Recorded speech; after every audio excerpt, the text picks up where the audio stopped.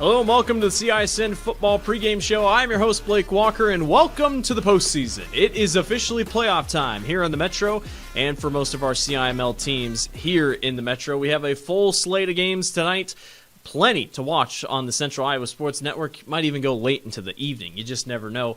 We're going to talk about the players to watch for each team in the postseason this year, coach interviews, and much, much more. Let's jump right into your player to watch. One player to watch for each playoff team here in Class 5A. Take a look at your player to watch. One player to watch for each playoff team here in Class A. Or Class 5A. We'll go by pods. Liberty. It's led by Reese Reddick. Reese Reddick, the quarterback for Liberty. It's a high-scoring offense. He is one to watch for the Lightning. Grant Gamble, the running back for Waukee, can run downhill like no other, and he's hard to bring down. Waukee will rely on him heavily when it comes to their rushing attack and offense in general. For Ankeny, Andrew Hassey, the DN. Boy, he has racked up sacks this year. 7.5 sacks. You're going to hear his name all over the football field. He will be an issue for Ankeny on defense when it comes to playing against different teams here in the postseason. For Linn-Mar, it's Dylan Musinski, one of the top touchdown leaders in Class 5A at the running back position. A really good downhill runner, can make people miss in open space. Lions will rely on him heavily if they want to get a win tonight in Ankeny. For the Valley Tigers, it's their linebacker, Andrew Price. With injuries being so big for Valley this season, kind of all over the skill positions, one thing has stayed for certain. Andrew Price is unbelievable at the linebacker position. He can get to the quarterback at any given moment, and he's going to rack up at least 10 tackles a game. Keep an eye out for Andrew Price. For Sioux City East, they are a gunslinging type offense, and they're led by their junior, Cal Jepson. The quarterback will be one to watch. If Sioux City East wants a chance tonight, Cal Jepson has to throw the ball well. For the Johnston Dragons, it's been and has been for the last couple of years, it's Will Nuss, the quarterback. If he's good, Johnston is good. If he has an off night, Johnston struggles. Will Nuss is the key for the Dragons if they want to get far in the postseason.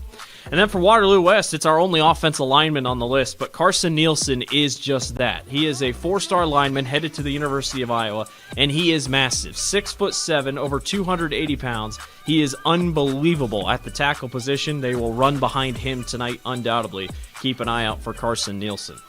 For Dowling Catholic, it's been someone that's been there for quite a while. Rashad Davis is the key. If he can get going, then they're kind of unstoppable because you have to account for him in the running game and possibly in the passing game. Rashad Davis, the running back for Dowling Catholic, he is the star.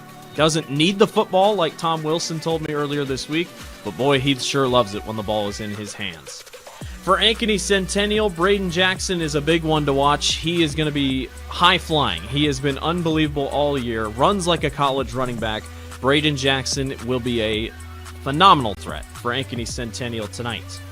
For the Cedar Falls Tigers, Devarian Clark is just like Braden Jackson. He is very, very strong. He can run downhill, looks like a college tailback, but the biggest thing about him is that he's not hurt, and that is a huge deal for Cedar Falls. He's dealt with injuries all year. Clark will be one to watch. And then for Iowa City High, who takes on Centennial tonight, it's Bobby Bacon, the quarterback. He has led them through hell and high water this year for sure. It's been one of those seasons where one-point games have been aplenty, and Bobby Bacon has continued to show it out.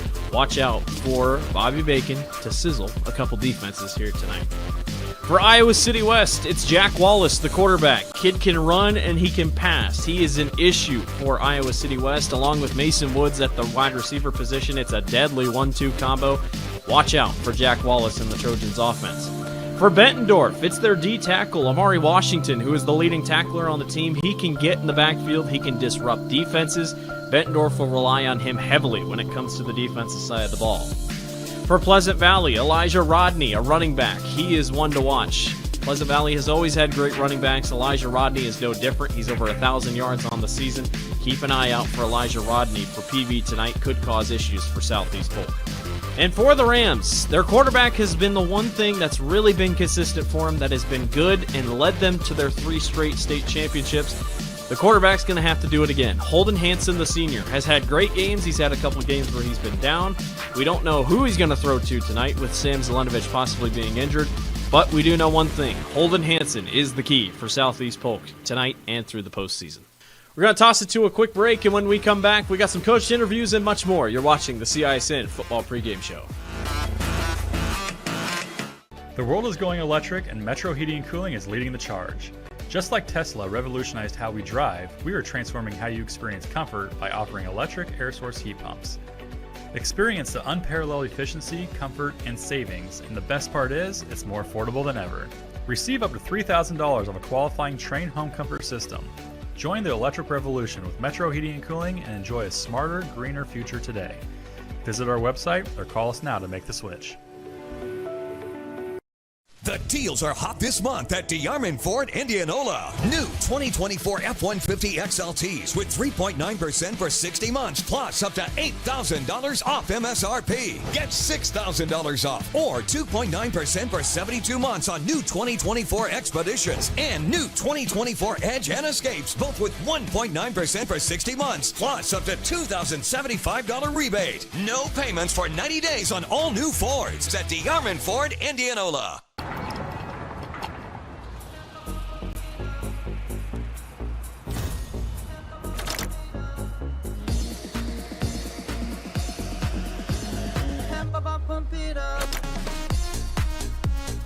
A fuel choice that even rivals can agree on?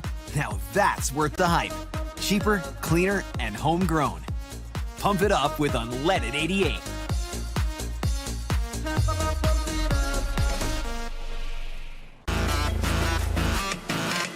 Welcome back to the CISN Football Pregame Show. I'm your host, Blake Walker. It's time for the coach interview segment of tonight's pregame show. I had a chance to sit down with Coach Wilson and Coach Remmert of Dowling Catholic in Cedar Falls ahead of their big game tonight. Here with head coach Tom Wilson of the Dowling Catholic Maroons. Coach, congratulations on making the postseason yet again for your career.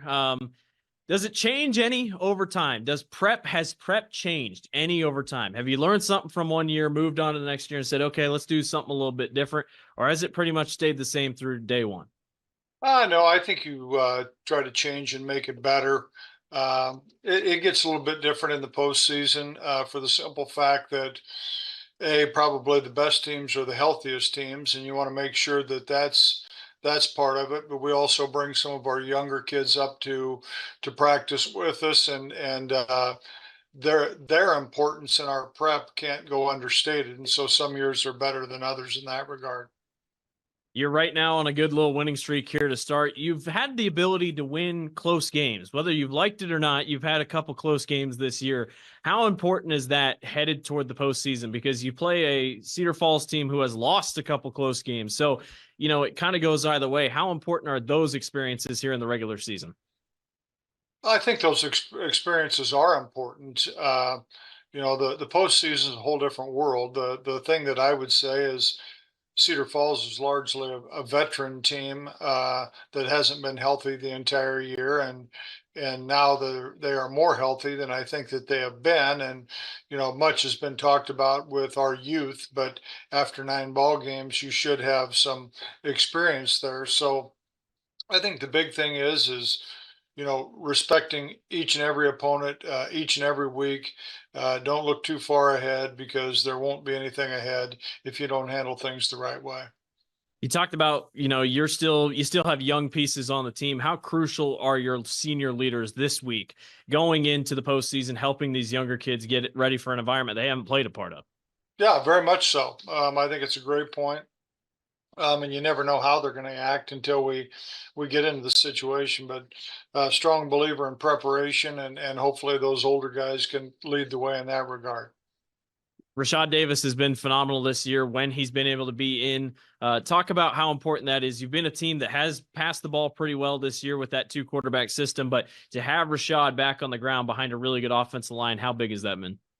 It's been huge, and I think our balance has been huge. And Rashad hasn't carried the ball near as much as what he did a year ago just per game, which is a good thing. I think a good thing for Rashad, and Rashad is okay with that. He just wants to win ball games. He doesn't mind us throwing the ball as long as they're not incomplete. So, no, it's been a good balance for us. We think that makes us more multi-dimensional, and we've got a few receivers that we feel pretty good about. So it's been a good mix. And as you mentioned, the 2 quarterbacks that we've had play and will continue to play.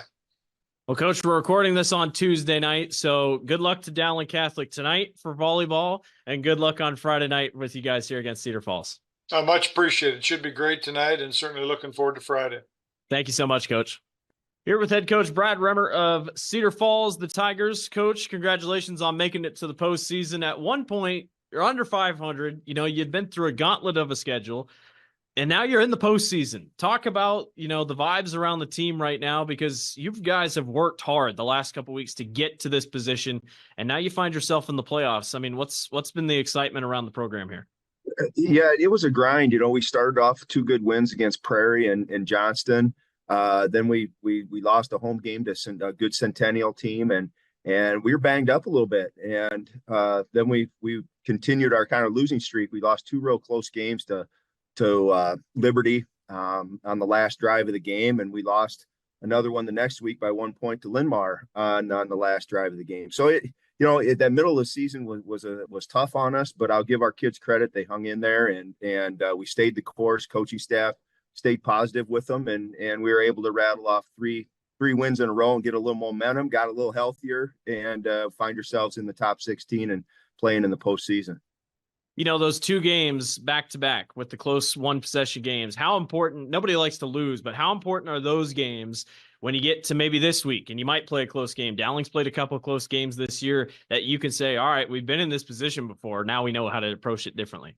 Yeah, absolutely. I think Coach Wilson would reiterate those close games. You need to have those. And it was unfortunate we came up on the wrong end of it, but you go back and you really have to analyze what caused you there at the end to not execute and not make the plays. And hopefully you can make the adjustments in practice, and the kids have the mindset that, hey, the next time we're in that situation, we're going to turn the tables and come out on the positive end of it. You're a pretty well-balanced attack team. You can run the ball really well. You can pass the ball a little bit with the junior quarterback. Has anything surprised you this year? Has anything jumped out to you that you weren't expecting, that you thought, well, this is something that we didn't think we'd have, but it's turned out to be all right? Offensively, we've been fairly consistent throughout the year, and we have to be balanced. That's kind of what we're built on. We need to rush the football. That's just part of who we are and who we've been. And Vari Clark, our tailback's done a good job, and he's the benefit of a big physical offensive line. And our I would say a real positive for us has been our fullback, Ben Backus. He's a little bit undersized kid, was competing for the tailback spot, and we said, hey, any chance of moving up to fullback? And he's embraced that position and does a real nice job for us. And so I'd say that's a real positive on the offensive side of the ball. And the defense, we've had to grow. We were young. On most side of the ball, we lost our good linebacker Jarrett Keese in the middle of the season, and other kids had to step up, and we had a tough stretch in there, but they've been playing better, and I think we've given up 7 points in the last 3 weeks. You played Dowling Catholic team, only 1 loss this year. I mean, everybody knows Dowling. They've been a dominant program the last couple of years, but they give up a couple more points this year than they're usually giving up on normal. What's been the key this week when you look at film and how things have gone for practice? Well, we just kind of have to build off the momentum that we've had the last few weeks. And I think some big things with us moving the football is we've got first down is going to be a big down for us offensively. We've got to stay ahead of the chains. And the 3rd and long has not been a great down for us over the course of the season, but over the last 3 weeks, I think we've been in a situation where we've had a lot of 2nd and shorts and 3rd and shorts, and they're the percentages of moving the chains have increased. And that same thing on defense. We've been able to get some more stops on 1st down and put ourselves into better situations. But you talk about Dowling, another great season, the 1 loss. They've played a tough schedule too. You look at the teams that when I go down the list and I see Valley, Waukee, Ankeny Centennial, Southeast Polk, those are battle-tested teams that they've played against. So it should be a heck of a deal. Coach Wilson's got another fine team, and they do good stuff on both sides of the football. Coach, really appreciate your time. Good luck to you and the Tigers here on Friday night. All right. Hey, thanks for having me. Thank you so much, Coach. Once again, I want to take a moment to thank all the coaches who have chatted with us tonight. We appreciate it greatly. Good luck to them this evening.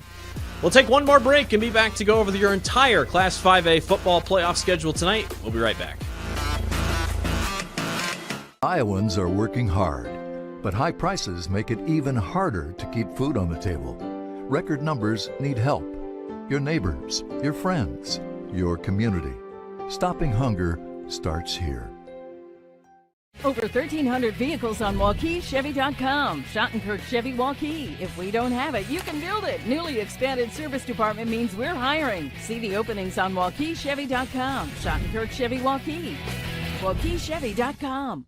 Western lets your UTV power through the storm. The Impact V Plow and Impact Straight Blade. With the features the pros demand.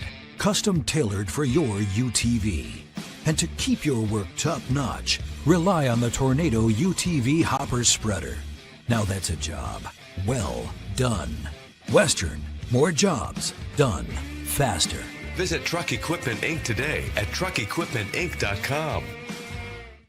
Getting your car serviced or repaired can be a pain. That's why Westside Auto Pros is committed to making it as painless as possible. If you wish, we'll come get your car at your home or office and return it when it's done. Or you can drop your car off here and we'll shuttle you to where you want to go. When we're finished with your car, we'll come pick you up and bring you back. If your car is going to be here for a few days, we offer low to no cost rentals. So give us a call and say, I can't wait to have my car serviced at Westside Auto Pros. Welcome back to the CISN Football Pregame Show. I'm your host, Blake Walker. It's time to wrap things up before getting you out to the big games tonight. Let's go over your schedule in Class 5A, every playoff game this evening. Your first pod to keep an eye out for, the Liberty Lightning host the Waukee Warriors. Waukee is without their starting quarterback, Beckett Baker. They will go on the road to take on a high-scoring Liberty offense, but they also give up some points. Keep an eye out for Waukee in this one. Could be playing spoiler as the 16 seed. And then Ankeny is taking on Linmar. This game's starting late in the window, 8:30 because of Centennial and Iowa City High playing. Ankeny has already lost to one team out east. They'll try to take care of Linmar here, who is a very sneaky team with a very talented running back group. Your second pod, Valley hosting Sioux City East. The Tigers have been on fire this year, have only slipped up only a couple times, but they face a Sioux City East team that, like them, likes to throw the football a little bit with Cal Jepson at the helm. Keep an eye out for this one. Sioux City East has already lost to two CIML schools this year. They'll try to upset Valley tonight. And the winner of that game will take on the winner of Johnston versus Waterloo West. The Dragons are having a phenomenal year, have really been sneaky good with Will Nuss at quarterback, a very talented running game, and a defense that has been lights out. They take on a Waterloo West team who has had a weird season, but have beaten the teams they needed to beat to get to the postseason. They defeated Atumwa last week on a last-minute touchdown to fight their way into the postseason. They'll look to upset the Dragons here tonight. Your next pod, Dowling Catholic versus Cedar Falls. Boy, this feels like an old school matchup, but really they've only played each other once in the Bound era, dating back to 2006, and Dowling Catholic won on 15 straight unanswered in the fourth quarter. Cedar Falls is a very sound team. They're finally healthy for the first time this year, and they take on a Dowling Catholic team that has given up some points, has played in some close games, but with Tom Wilson leading the helm, you just never know what Dowling is capable of as they try to get back to state championship winning caliber. And then the team that they'll play if they win, Centennial taking on Iowa City High. An early game here, a 5:30 kickoff. Centennial, really good this year, really good in the running attack, but have lost the two close games that they've been a part of, and they face a Iowa City High team who has also been a part of some very close games. Iowa City High led by Bobby Bacon. Boy, they are a tough test when they come out from out east. Keep an eye out for this one. Should be a good one between the Jags and the Little Hawks. And finally, number 3 seeded Bettendorf takes on number 14 seeded Iowa City West. Bettendorf coming off their first loss of the season last week to Iowa City High. Iowa City West, on the other hand, upset PV, but then lost last week to Cedar Rapids Prairie. Prairie didn't make the postseason, but City West can compete with anyone. A high-flying offense with Jack Wallace and Mason Woods. Keep an eye out for this one. Could be one of your upsets this evening. And finally, your 3-time defending state champions are on the road. The 11th seed Southeast Polk Rams fight their way into the postseason. They will go on the road to take on number 6 ranked Pleasant Valley, who has not fared well against CIML opponents the last couple of years. Can Southeast Polk join the group of going to Eastern Iowa and getting a win? Big game tonight for Coach Zelenovich and the Rams. Well, that will do it for us here on the CISN Football Pregame Show. I've been your host, Blake Walker. Appreciate you so much for watching. Enjoy the games this evening. We'll see you next week. You know, roughly about 1,200 yards of passing offense and about 1,300 yards of running offense. You know, and so the young man carrying the football for him, Barry Clark, Barry Clark has 1,277 yards on the year and 21 touchdowns, and he's a threat. And so you got to make sure you keep him contained and make some tackles. That's a big offensive line. And it's, are Dylan Manning and Aiden Ducharme and Joel Sanko going to be kept clean? And what I mean by that is, are they going to be able to keep the blockers off them? Are our front three, front four going to keep the blockers off of those linebackers? Because that's a big deal for our defense in the way it's designed. It certainly is, and we'll find out. Our thanks to the CISN crew. Producer is Rachel Hawley, and our camera operators Caleb Neese and Gavin Ibsen. We welcome the Cedar Falls fans tonight. Here's the kick by Blount, fielded by Will Remmert, the coach's son, from his own 5 across 10-15. He's got an avenue down the near sideline, and he might go. Remmert on that 4x100 state title team will take it all the way. 95 yards. And touchdown, Cedar Falls to start the contest. Wow. There was a seam up the middle, and he hit it and a full head of steam.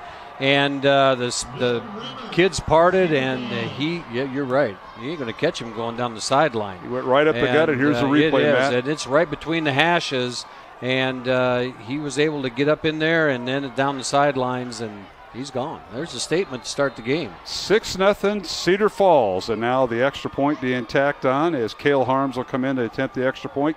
Cade Steffen the snap, and the holder will be Jackson Hartzell, whose dad, Rick, used to be the AD at UNI. The extra point is up and good. It's 7-0 Cedar Falls as they open the game with a 95-yard kickoff return by Will Remmert. We'll return to Mediacom Stadium in 1 minute here on Iowa Catholic Radio and CISN. Save big at DeArmond CDJR Ames. Receive 2.9% for 84 months on the new Dodge Hornet RT, Grand Cherokee 4xE, and Jeep Wrangler 4xE. New Ram 1500 4x4s at one low price of $35,990. New Ram HD Crew Cab 4x4 starting at $47,990. That's over $13,000 off. Plus up to $10,000 off MSRP on new 2024 Grand Cherokees at the all-new DeArmond CDJR Ames. DeArmondAmes.com. Metro Heating and Cooling is celebrating 40 years of keeping Des Moines comfortable. To celebrate, this October we're offering $40 off one of our seasonal maintenance plans or $40 off any repair. Get your home ready for the colder months with expert care and big savings. Whether it's a quick tune-up or a much-needed fix, we've got you covered. So call Metro Heating and Cooling today to celebrate 40 years with $40 off this October. Trust the team that's been keeping you warm since 1984.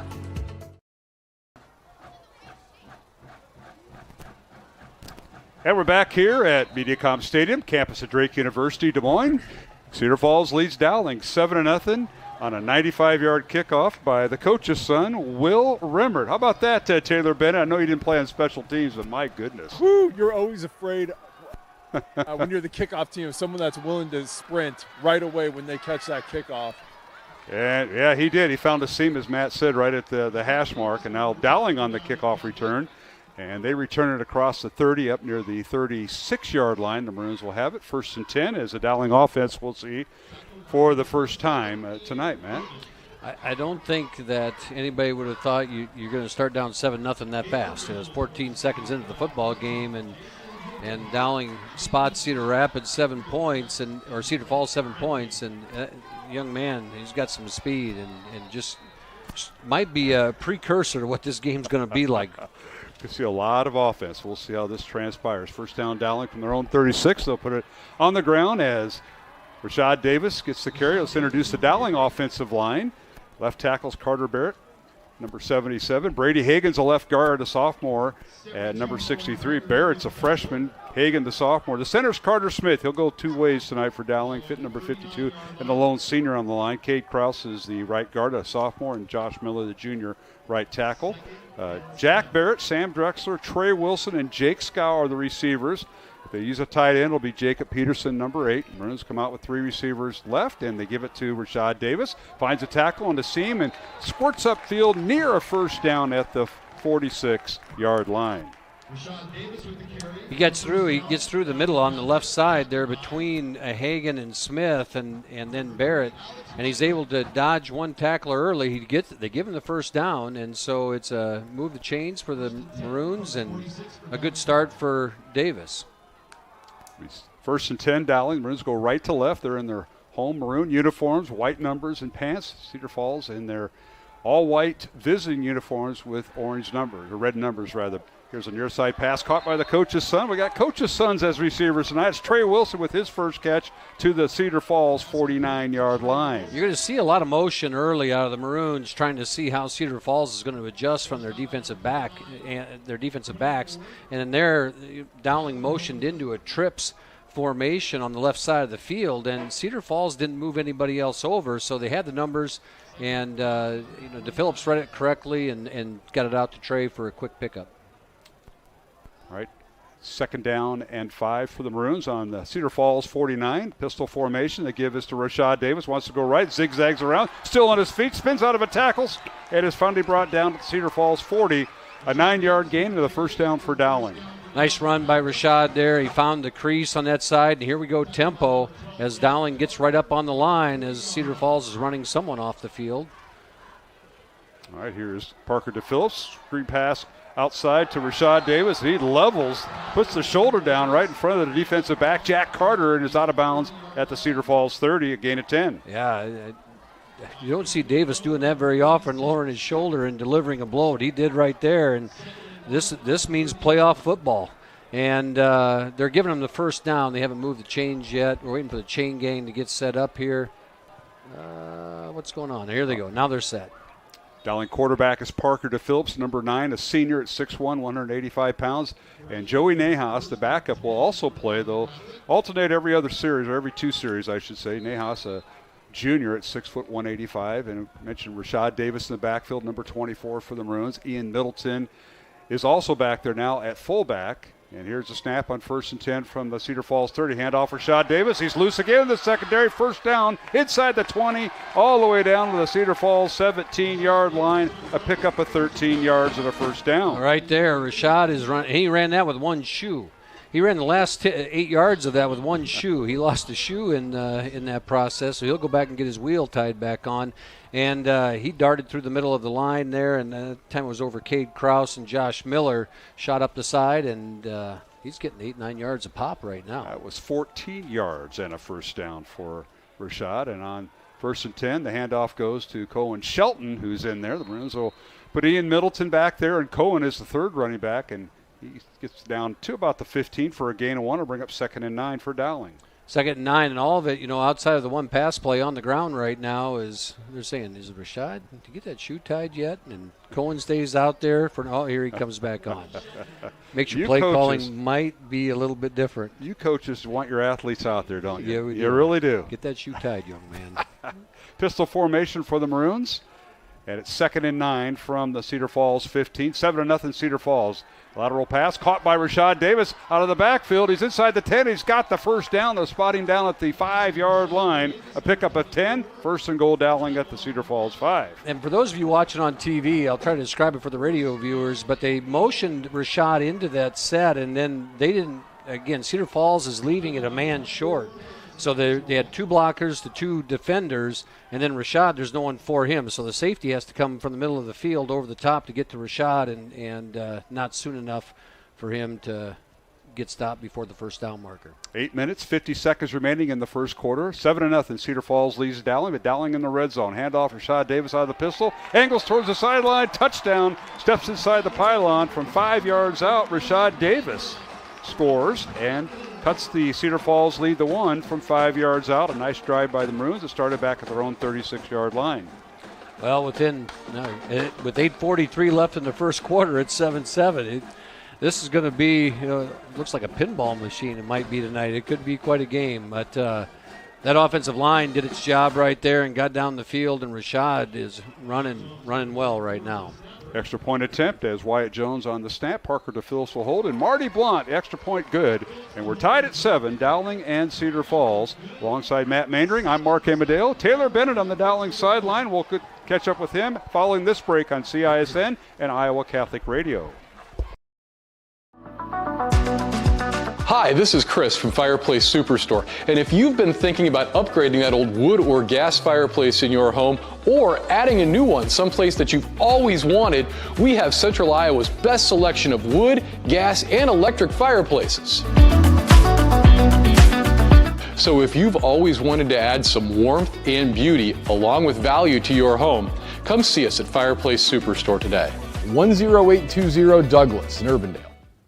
Getting your car serviced or repaired can be a pain. That's why Westside Auto Pros is committed to making it as painless as possible. If you wish, we'll come get your car at your home or office and return it when it's done. Or you can drop your car off here and we'll shuttle you to where you want to go. When we're finished with your car, we'll come pick you up and bring you back. If your car is going to be here for a few days, we offer low to no cost rentals. So give us a call and say, I can't wait to have my car serviced at Westside Auto Pros.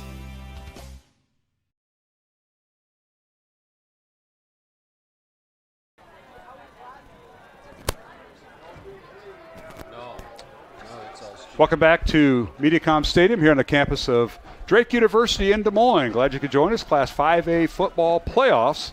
And it's Dowling and Cedar Falls all tied at 7 as the Maroons kick off. Ryan Kuhn will kick off for the Maroons. He shares the duties with Marty Blunt. It'll be a squib kick, as you called, Matt, off the air, and it's returned by Cedar Falls, and that is Ben Backus, the backup tailback, on the return up to the 35-yard line, and that is where Cedar Falls will have it. 1st and 10 from their own 35 with 8:38 left to go here in the first quarter. Tied at 7-all. Let's go down to Taylor Bennett. Taylor, Dowling going 9 plays, 64 yards, capped off by Rashad Davis's 5-yard run. Yeah, dream drive there for the Maroons. You feel like you're really settled in. You controlled every single play up front there. Even the 2 pass plays were basically just extensions of a run play, but everybody was dominating. Middleton, Trey Wilson, even on the outside on both of those pass plays. Well, this is Cedar Falls' first possession of the night, and on offense, the quarterback will hand it off to Very Clark. Landon Wolf is the quarterback. Leighton Wolf, the third brother. They say there are no more. The dad's coaches the defensive backs for Cedar Falls, but Leighton is the quarterback, and he's pushing 6'7", and you see him wearing number 7 there. And kind of a more of a traditional offense. They will huddle up. We don't see that a whole lot, Matt. Yeah, they are a traditional offense, and you're going to see, double tight formation, or, it's more of a traditional offensive set. You're going to run, like right now they're in double tight, and here they come. They're going to run right at you. 2nd and 6 for Cedar Falls, and now the ball's loose, and Dowling's got it. Penalty flag's down as Ian Middleton fell on top of it for Dowling, and we'll see what the officials say about this.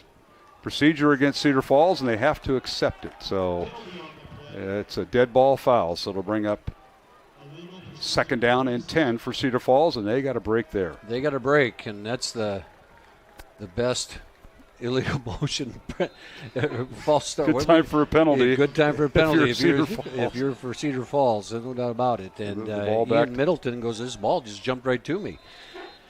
Can't get any better than that. We were talking about the kicking, and the reason for it, if you can't get the ball into the end zone or close to the end zone, most traditional thought is don't give them a chance to run it all the way back, so you're going to squib it, and that's what I think you're going to see the rest of the night. All right, Wolf on the handoff, gives it to the Ben Backus, the backup tailback, and he's hit and dropped at the point of attack. May have gotten a yard or two across the 35 to the 36. We'll give him 2. It'll bring up 3rd and 8 for the Tigers of Cedar Falls. We talked about Leo Thornton, and he's at the bottom of that pile, but more importantly, it was Very Clark meeting Dylan Manning at the point of attack right there, and Dylan Manning won, and that was a hit. And so now you're going to test the defensive backs here, see what kind of pressure they can get on the offensive from that offensive line, through there. Here's a snap. Wolf back to throw, sets up in the pocket, fires it out, and it's nearly picked off, incomplete, broken up by Parker Pearson, the Dowling defensive back wearing number 12, and it'll bring up 4th and 8 for the Tigers. Good defensive coverage there, and a decent amount of pressure up front. The defense showed up right there and gave a little pressure. Again, Cedar Falls is going to be content to run 2 or 3 guys out into the pattern, and that's it. They're not going to have a lot of things that are flashy. The quarterback's going to read 3 patterns, get it to one of them. He's going to generally have time to get rid of the ball, and so it's trying to give him a little less time is the key to it. All right, the Tigers will punt it away. Trey Ryder, who's one of their wide receivers, also their punter, averaging about 37.5 yards a punt. The snap from the 36, good rush, and a good kick away. High end over end kick, and fielded by Dowling at the 28-yard line on the return for the Maroons. They had twin safeties back there, still on his feet, and I think hit and drop Trey. Finally is Sam Drexler. Yeah, I think it's Trey. Or is it Wilson? Yeah, at first I thought they were going to fight over who's going to get the ball. And Trey's got a little energy built up, and he wasn't going to go down for nothing, and it finally took 3 of them to get him down. A good catch and on a short return, but the offense is back in business. Let's go down to Taylor Bennett on that after that punt. Dowling offense will take the field, Taylor, but a good job by the Maroon defense on their first series of the night. Yeah, I think you guys mentioned it on that third down play. I'm a quarterback who knows pre-snap that he's throwing an out route, and you got to wait on that, and there's a little pressure coming. You're getting that ball out quick, and that's what he did, getting ahead of the receiver there. All right, DePhillips remains at quarterback. Handoff goes to Rashad Davis, and Rashad trying to go over right guard and center, and may have gotten a yard up to the 33. It'll bring up 2nd and 9 for Dowling. Tough going there by the men up front for Cedar Falls. Let's introduce their defensive line. Jaden Ubin, Owen Gregory, Foster Ty, and Isaiah Grandin up front. The linebackers, Jarrett Keys, Owen Dellinger, and Cam Rowe. And the corners are Jonah Veach and Jack Carter. Dowling with a quick hitter, and it's caught. Nice catch on a quick slant route that time by the Maroons and Jake Scow. And that'll be a first down catch. Empty backfield there, and you saw Scow break across the middle, and DePhillips caught him right away and threw it before he got to the linebacker. Nice pickup on first down, or on second down there, and then moved the chains and in business again. And Jonah Veach, Jack Carter, the corners for Cedar Falls, Tyler Hermanson and Alex Weigel, the safeties. And here is Parker DePhillips. He's going to run, and he'll slide as he crosses the 50 down to the Cedar Falls. Well, they're going to call it the 50. Parker's used to sliding, right fielder, sliding to second and third base, and they're going to say he began his slide at midfield. Okay. 7-yard gain. I think it was a really good read by Parker DePhillips because everything was kind of picked up early, and he saw the opening, and there was nobody in the center of the field, and so he took off and got a nice, easy gain on first down. Not a design call, but one that he read after the snap. 2nd down, 3 for the Maroons at midfield. Tied at 7, Dowling and Cedar Falls. Maroons put a man in motion. That's a tight end, Jacob Peterson, and now penalty flags down. And this is called by the umpire of this playoff crew. And we'll get the call. I didn't see it. They brought the split end in and reset him at the tight end position, which you don't see very often, and I don't know if someone got bouncy in there because of the set or what. Penalty against Dowling will back them up 5 yards. They'll bring up 2nd and 8 for the Maroons on their own 45. 3 receivers right, and the tight end, Peterson, on the left, the formation. Dowling going right to left, south to north if you're joining us on radio. And if you're watching on CISN, Maroons in their home maroon uniforms. And here's a read by quarterback DePhillips to give to Rashad Davis, and he gets some of those penalty yards back, gets 4 up to the Dowling 49. They'll bring up 3rd down and 6. Yeah, 3rd down and 6, maybe a long 5, and it gives this offense an opportunity here to Rashad gets enough yards that 3rd and 5 is a lot more manageable than 3rd and 7, 3rd and 8. So. And with this offense, they have so many weapons out there to spread them out and should get some opportunities. All right, 1 receiver to the right, 2 to the left for Dowling. And in motion goes Sam Drexler right to left, so they overload the left side. Rashad Davis in the backfield. Long count by DePhillips. Parker back to throw in the read option. Fires over the middle. Caught by Trey Wilson, and he's got the first down as he crosses the Cedar Falls 45 down to the Tiger 44. And Trey did a good job there. As at first it looked like he was going to try and catch it and take off, but then it got bobbled because he had to go pretty high for it. And he just made sure he caught it and went down because he knew he was at first down yardage. And he broke off his route there and came wide open across the back, right over the center of the defense. 1st and 10 Dowling from the Cedar Falls 44. 3 receivers left. And Rashad Davis in the backfield. They fake it to Rashad. The pass is a quick pass caught by Sam Drexler. And he scampers near sideline. And he gets inside the 40. And they're going to spot him down right around the 39 of Cedar Falls, apparently. Gain of 5. Gain of 5. And, there they just look at it. And DePhillips is reading, do I have numbers? And he felt he had numbers over there. Get the ball to Drexler quick on that little bubble screen. And it's even harder when you're running that play to the narrow side of the field like they were. You're running it to the sideline, and there's not much room there, and they still were able to get 5 yards. How about this? Bunch formation. They put Wilson in motion. They give it on the jet sweep, and they're going to stop this play. Dead ball, and it's usually against the offense here. Yeah. procedure call against Dowling. So I'll back them up 5 yards. But everybody was bunched in. 3 receivers not even split out. They were actually the extended tight end there, Matt. They were, and they were trying to go a little bit of tempo, see how Cedar Falls was going to adjust to that tight formation, and then try to run to the edge on it. And they did have it sealed up out there, but before the whistle blew. But it gives them a look to run back to that play later if they want to. 2 receivers right, and Sam Drexler goes in motion left to right. And the handoff to Rashad Davis right up the gut. He's got some room. First down, Dowling inside the 30. And he's brought down at the Tiger 28-yard line, first down. So, boy, they went back and forth, a couple quick passes, and then they go back to their ground game with Rashad. Yeah, you get the linebackers, you get their eyes looking to the outside, out to the edges, and all of a sudden here comes Rashad right up the middle. And you see, big number 63, Brady Hagan, getting down to that next level on a linebacker, and that's a battle that young man's going to win most times. A 16-yard gain, first down Dowling at the Cedar Falls 28-yard line. We're tied at 7, 3.5 minutes to go, first quarter. And here is jet sweep, handoff to Trey Wilson trying to get outside, and he's whistled down right about the line of scrimmage for no gain.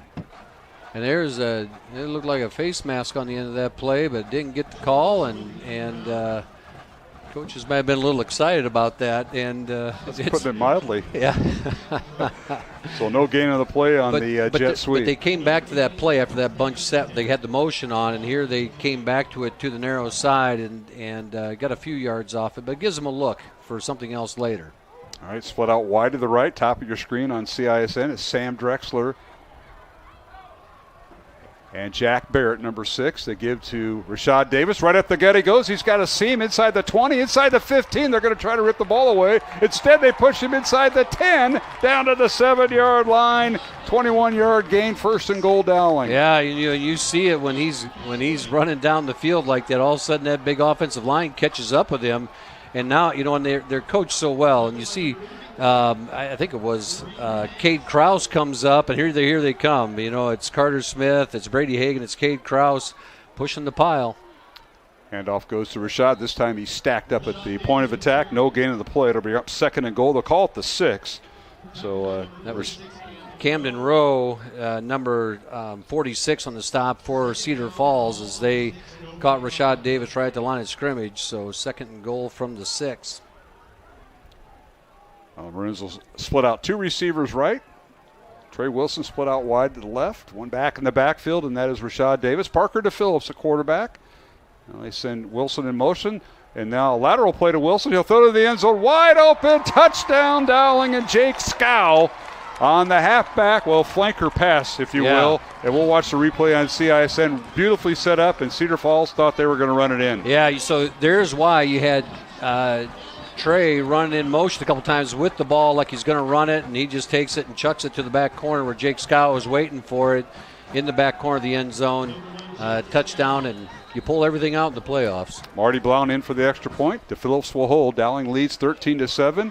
Minute 54 to go in the first quarter, and the extra point up and good. So it's Dowling 14 and Cedar Falls 7. We've got 21 points in the first quarter, and we had a minute 54 remaining. We'll take a break, come back to MediaCom Stadium on the campus of Drake University in Des Moines on Iowa Catholic Radio and CISN.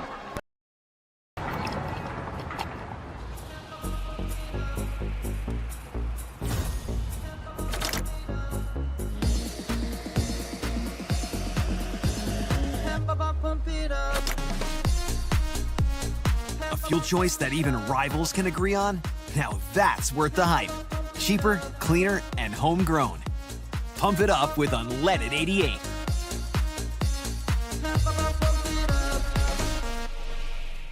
Western lets your UTV power through the storm. The Impact V Plow and Impact Straight Blade, with the features the pros demand. Custom tailored for your UTV. And to keep your work top-notch, rely on the Tornado UTV Hopper Spreader. Now that's a job well done. Western, more jobs done faster. Visit Truck Equipment Inc. today at truckequipmentinc.com.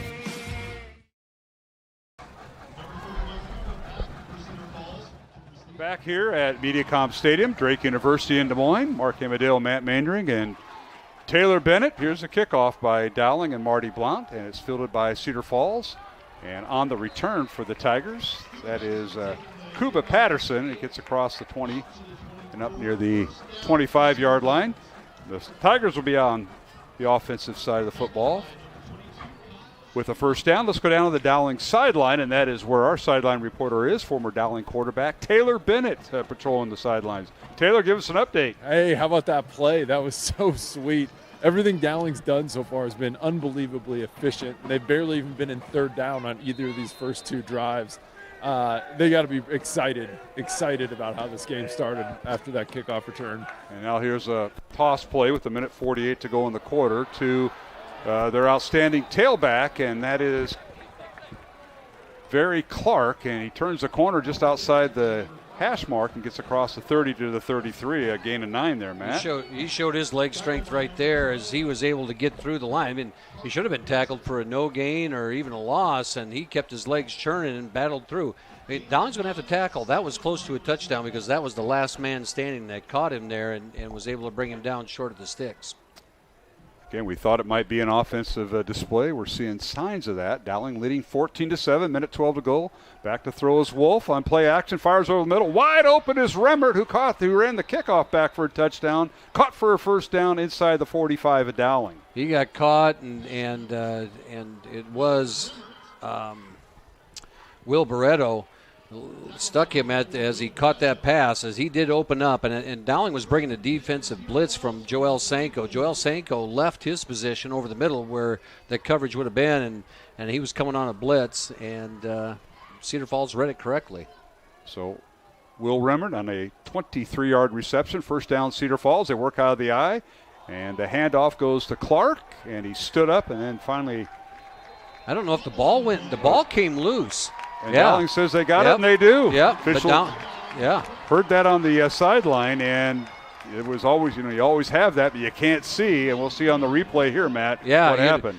Barry Clark hits the line of scrimmage, and all of a sudden the ball pops out, and then it bounced right into the hands of the Dowling defender. I couldn't tell which number it was. Like it was a scrum. Yeah, it bounced right into his hands. And all of a sudden you saw the pile going the other way, and you didn't see the ball at first, and Dowling gets it, and they're back in offensive position again. 1st and 10, Dowling from the 46-yard line. Hey, Taylor, I want to ask you got a play where the flanker, you hand it off the flanker and they throw it back to the quarterback? Were you ever involved in anything like that? No, they never trusted me to catch the pass back to me. I had to ask. I didn't know if Coach Wilson would have put that in for you. I had to ask. 1st and 10, Dowling, 35 seconds remaining in the first quarter, and they stack the right side of the field, and it's caught and zigzagging. That's Sam Drexler down the far sideline, first down as he zigzagged. Tight-roped it along this Cedar Falls sideline. First down, Dowling at the 41 of Cedar Falls. And that's that little bubble screen again, that wide receiver screen out there. And Sam doesn't need much room on that edge, and he's catching it between the number and the sideline. And he is quick. And that is where he excels, because he can make one or two miss in space, and he's a straight line guy, and that just maximizes his abilities right there. So Dowling with a first down, a 13-yard gain by Drexler from quarterback Nahas, who's in there, and they hand it off to Rashad Davis. He's in the secondary, still on his feet, bowling people over inside the 25, down to the 21-yard line of Cedar Falls. That's good enough for a 20-yard gain, and that might be the final play of the first quarter if Dowling lets it be. They're going to hurry up, and they're going to get another snap in here. Rashad Davis just slicing it up right now.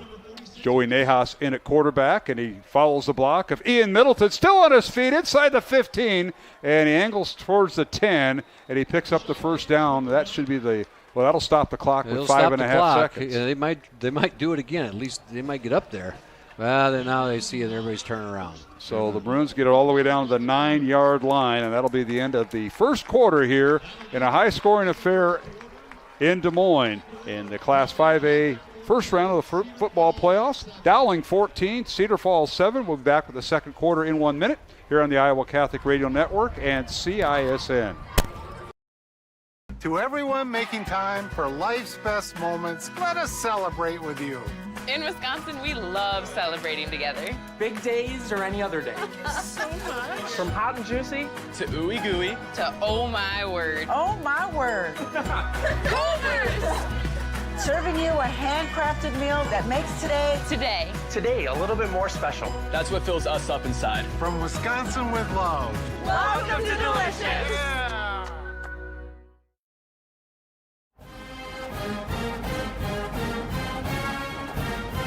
Dowling Catholic Playoff Football is presented by Annie and Gabe Mitchell Real Estate with RE/MAX Concepts and brought to you by the Greater Des Moines Catholic Football League, Hot Springs Spas, Smith Promotions, and Eileen's Cookies.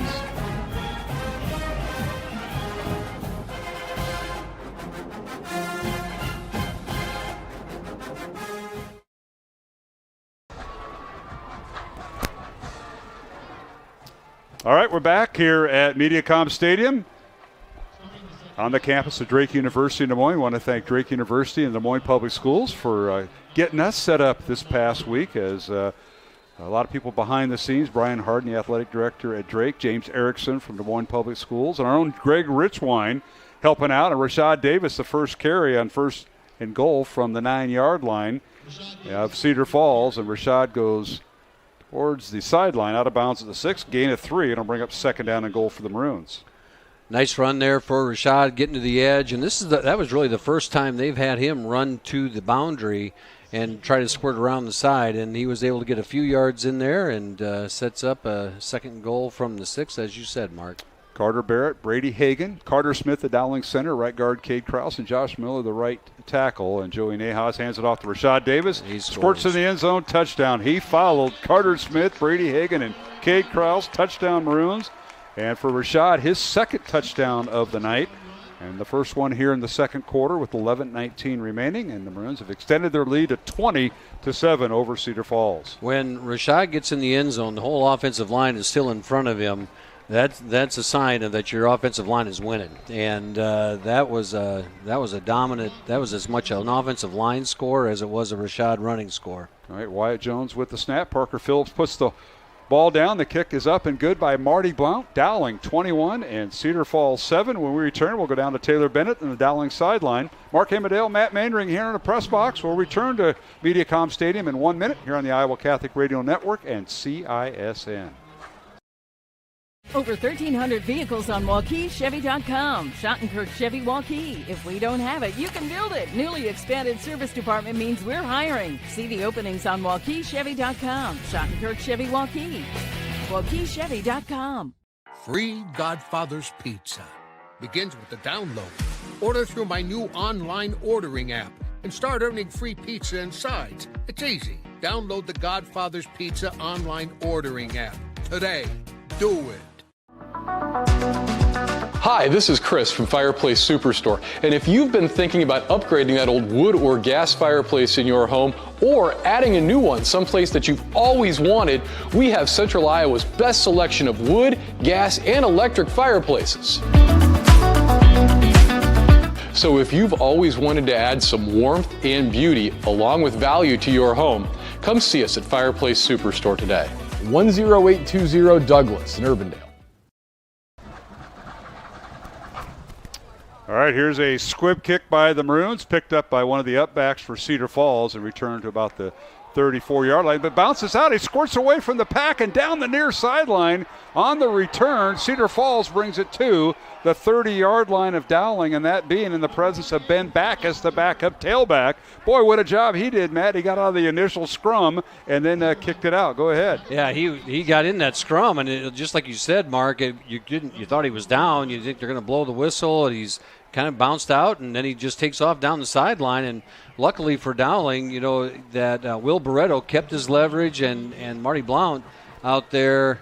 Marty might have got the worst of that, but he did get a stop and gives the defense a chance to hold him out of the end zone. Well, it's been special teams for Cedar Falls tonight as they scored the opening kickoff, a 95-yard kickoff return to start the game by Will Remmert, but it's been 21 points by Dowling. And now Wolf back to throw. He fires it out, screen pass, and that is caught by Very Clark. He's got some room down the far sideline, and he's finally knocked out of bounds inside the 5-yard line of Dowling. They'll call it at the 3. Nice play by Cedar Falls and well set up with the screen pass. It was a well-designed play. Caught Dowling coming in pretty hard at the quarterback, and they let Very Clark down into that next level. Little screen play. Will Barreto saves a touchdown with a big hit at the 3-yard line. So Cedar Falls goal to goal at the 3 of Dowling. That play went for 27 yards and a first down for Cedar Falls. Wolf under center tonight. 2 tight ends. They hand it off to Clark, and he's hit and dropped at the point of attack. May have fell forward for a yard to the 2-yard line. I'll bring up 2nd and goal from there. Yeah, this is all, you always talk about head down, butt up as a defensive lineman right here, just making a pile up front. And then that big offensive line from Cedar Falls, as we talked about earlier, Tompkins, Best, Osborne, Bishop, and Hoth, and that's a big group. And with the tight ends, they are a threat up there up front. This time a receiver on each side of the formation for Cedar Falls. Wolf under center, and he hands it off to Clark, and he spins his way into the end zone. Touchdown, Cedar Falls. And the first rushing touchdown for Cedar Falls tonight. And they cut the lead to 21-13 with 10:17 to go here in the second quarter. Nice drive, which was started by the kickoff return by Backus, who took it from his own 30 to the Dowling 30, and they marched it in 3 plays later. And special teams for Cedar Falls keeps them in the ball game at this point, because they were at a point there where Dowling could have opened it up and started to run away with it. Kate Steffen is the long snapper for Cedar Falls. The holder will be Jackson Hartzell. And now here's Cale Harms in for the point after kick. It's up, and it is good. 21-14 is our score. Dowling leads Cedar Falls with 10:17 to go here in the second quarter. We'll return to Mediacom Stadium here at Drake University in Des Moines with more Class 5A playoff football on the Iowa Catholic Radio Network and CISN. Save big at DeArmond CDJR Ames. Receive 2.9% for 84 months on the new Dodge Hornet RT, Grand Cherokee 4xE, and Jeep Wrangler 4xE. New Ram 1500 4x4s at one low price of $35,990. New Ram HD Crew Cab 4x4 starting at $47,990. That's over $13,000 off. Plus up to $10,000 off MSRP on new 2024 Grand Cherokees at the all-new DeArmond CDJR Ames. DeArmondAmes.com. Metro Heating and Cooling is celebrating 40 years of keeping Des Moines comfortable. To celebrate, this October we're offering $40 off one of our seasonal maintenance plans or $40 off any repair. Get your home ready for the colder months with expert care and big savings. Whether it's a quick tune-up or a much-needed fix, we've got you covered. So call Metro Heating and Cooling today to celebrate 40 years with $40 off this October. Trust the team that's been keeping you warm since 1984.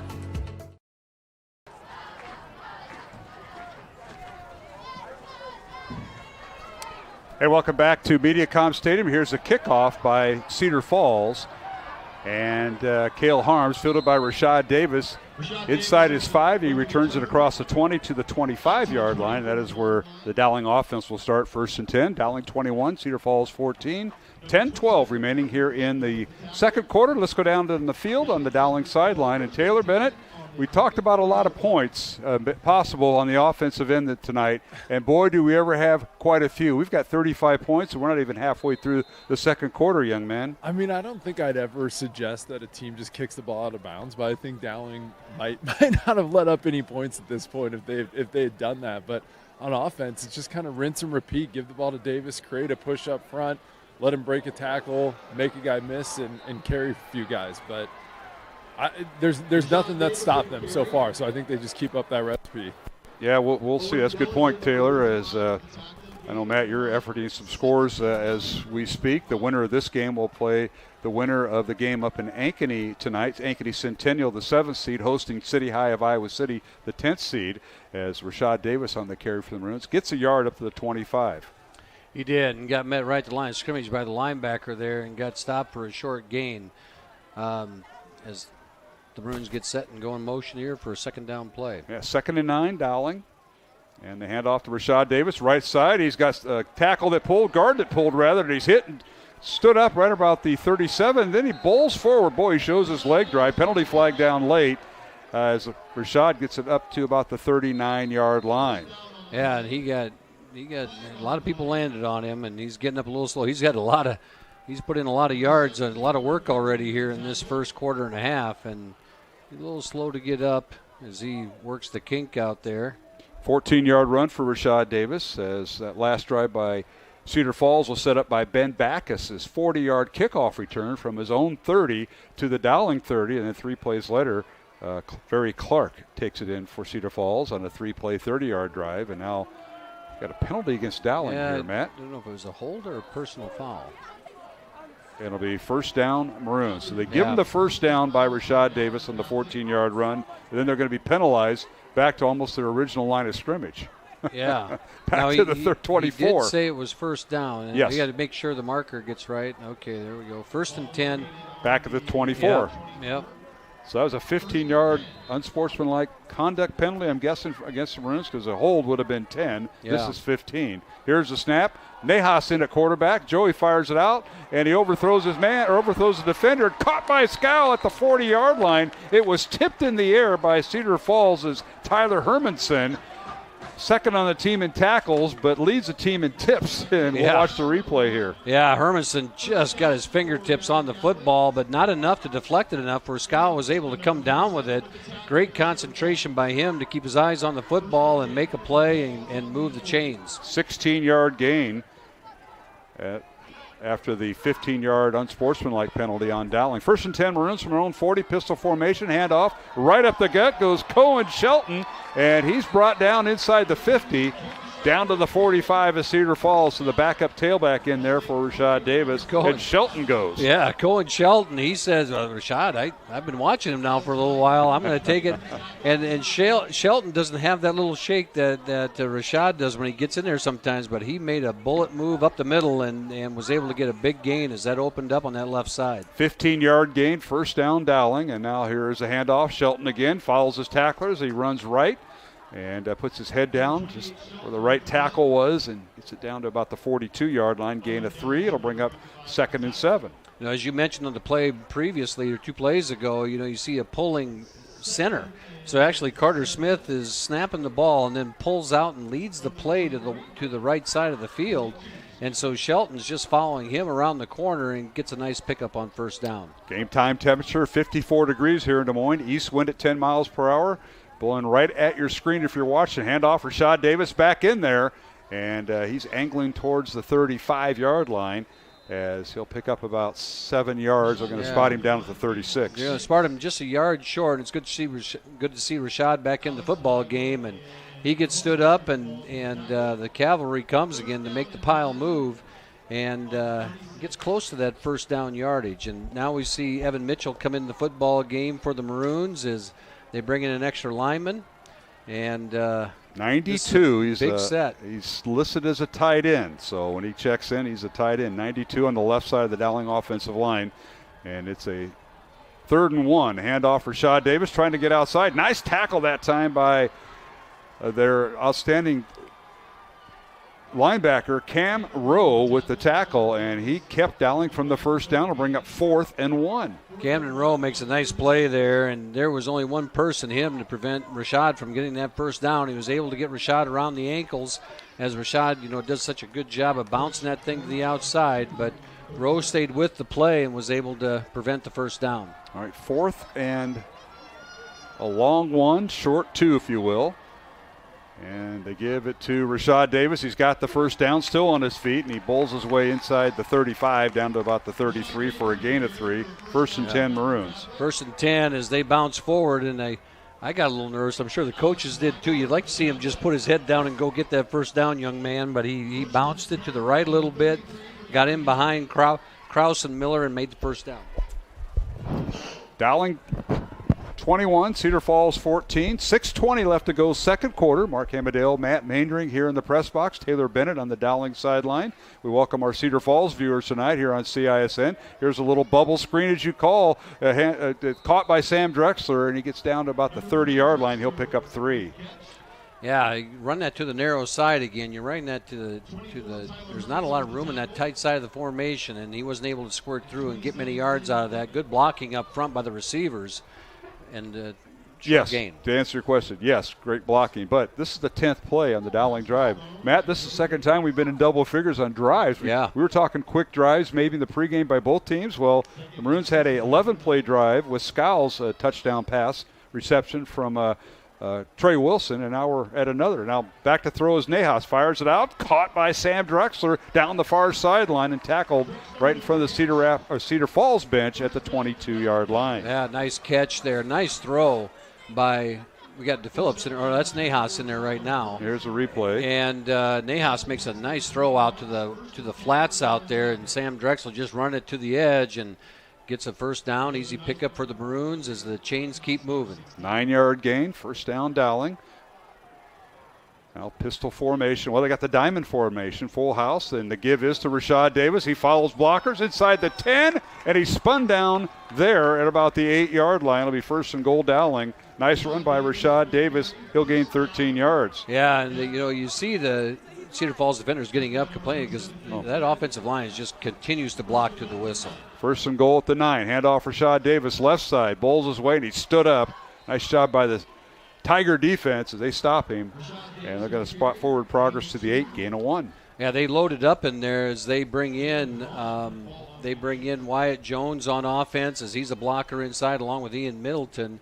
And it gives a couple extra bodies there for Rashad to follow with Nahas right in the middle of it. This will be the 13th play of the Dowling drive. Handoff Rashad Davis. He wants to go left, and he's angling towards the 5-yard line. They'll spot him down at the 6. A gain of 2, and the Cedar Falls defense is tightening up there. Yeah, and with this formation, it allows Cedar Falls to bring a lot more guys into the box, and now it's just a battle inside, a battle of wills. And now you're going to see Dowling go with a lighter formation. They're going to bring in receivers and spread it out a little bit. And they take Rashad Davis out. Empty backfield. Nahas, here's the handoff to Trey Wilson. Fakes going in the end zone. Now Trey's going to make an angle for the pylon. Touchdown! Wilson faked the pass to Scow, and he ran inside the pylon. Touchdown Maroons with 4:06 to go in the first half. Same play, different person scoring, and they run it again. Trey's running out here, and this one's a handoff, and he fakes it right away, gets him stood up. He's one of his favorite players, I believe. He's a big Chiefs fan. That was a little Mahomes look there. Give that fake pass and freeze the defender and then run to the pylon. Yeah, there's one exception with the Wilson family, and they're Chiefs fans. I know that the grandfather's listening in Indiana, so no offense, I hope, taken. Extra point up, and good by Marty Blount. Dowling extends its lead to 28-14 with 4:06 to go here in the first half. 5A playoff football continues from Mediacom Stadium on the campus of Drake University. Dowling 28, Cedar Falls 14. Back in 1 minute on the Iowa Catholic Radio Network and CISN.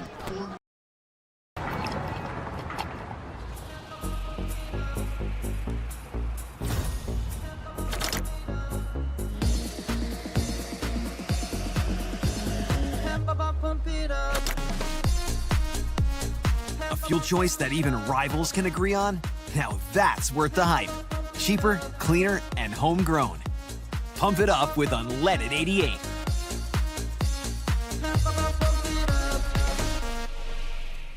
Western lets your UTV power through the storm. The Impact V Plow and Impact Straight Blade. With the features the pros demand. Custom tailored for your UTV. And to keep your work top-notch, rely on the Tornado UTV Hopper Spreader. Now that's a job well done. Western, more jobs done faster. Visit Truck Equipment Inc. today at truckequipmentinc.com.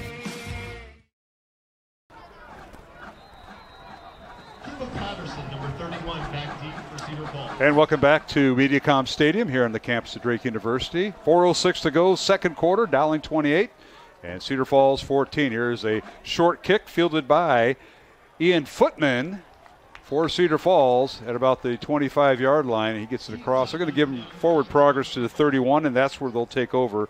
First and 10, Cedar Falls, with 4:02 to go here in the first half. Let's go down to the Dowling sideline. That is where Taylor Bennett is. And Taylor, high-scoring game tonight. We kind of talked about that and discussed it during the pregame. So we're going to give you a chance to get your say in because it's been too quick to get down to our sideline guy. Man, I just thought that angle that Trey Wilson took on that touchdown was unbelievable. There were two Cedar Falls defenders sitting right at the 10-yard line, just about 2 yards from the out of bounds, and he still got around those guys.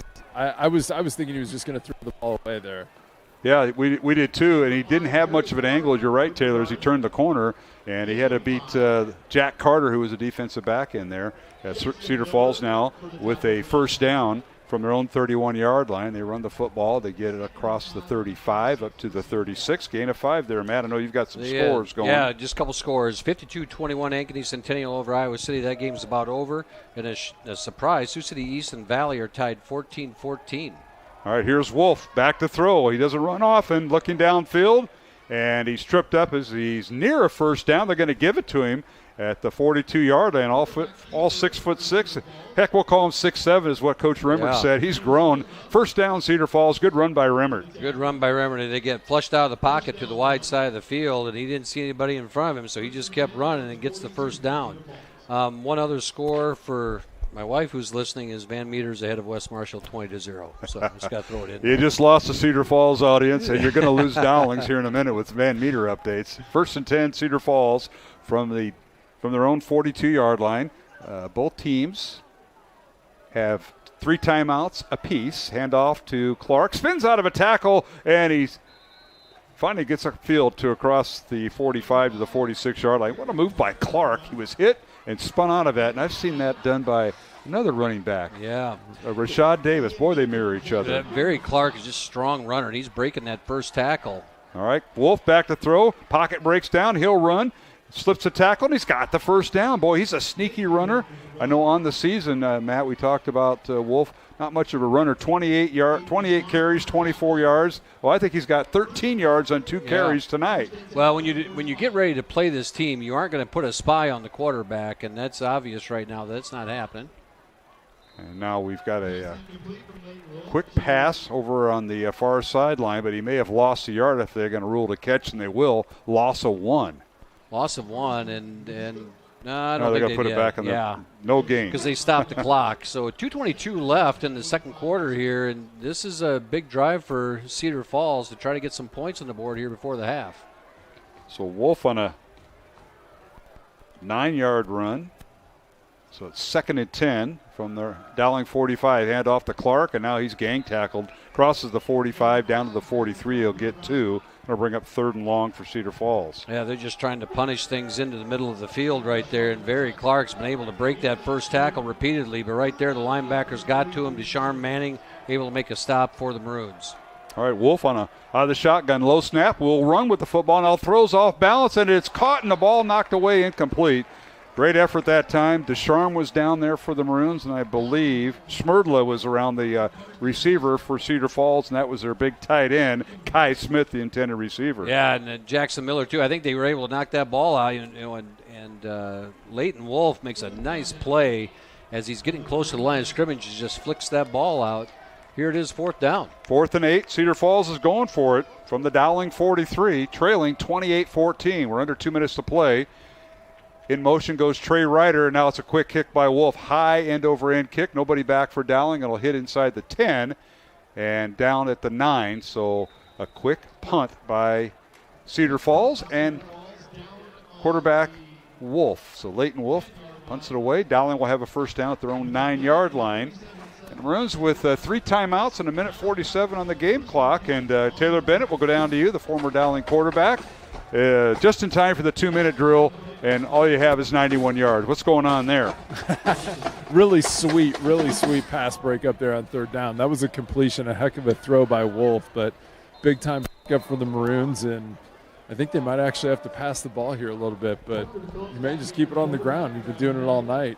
Yeah, we'll see how that transpires. Parker DePhillips back in. We told our Cedar Falls audience that Parker will alternate at quarterback with Joey Nahas. Handoff for Rashad Davis, and he's still on his feet. Boy, he got tremendous leg drive up to the 18-yard line. He'll gain 9 yards. Yeah, it did. That showed his strength right there of his legs running the football. And, when you're in your 2-minute offense and you can run the ball up the middle like that, that's a big thing. It keeps the defense on their heels. 2nd down and 2 for the Maroons.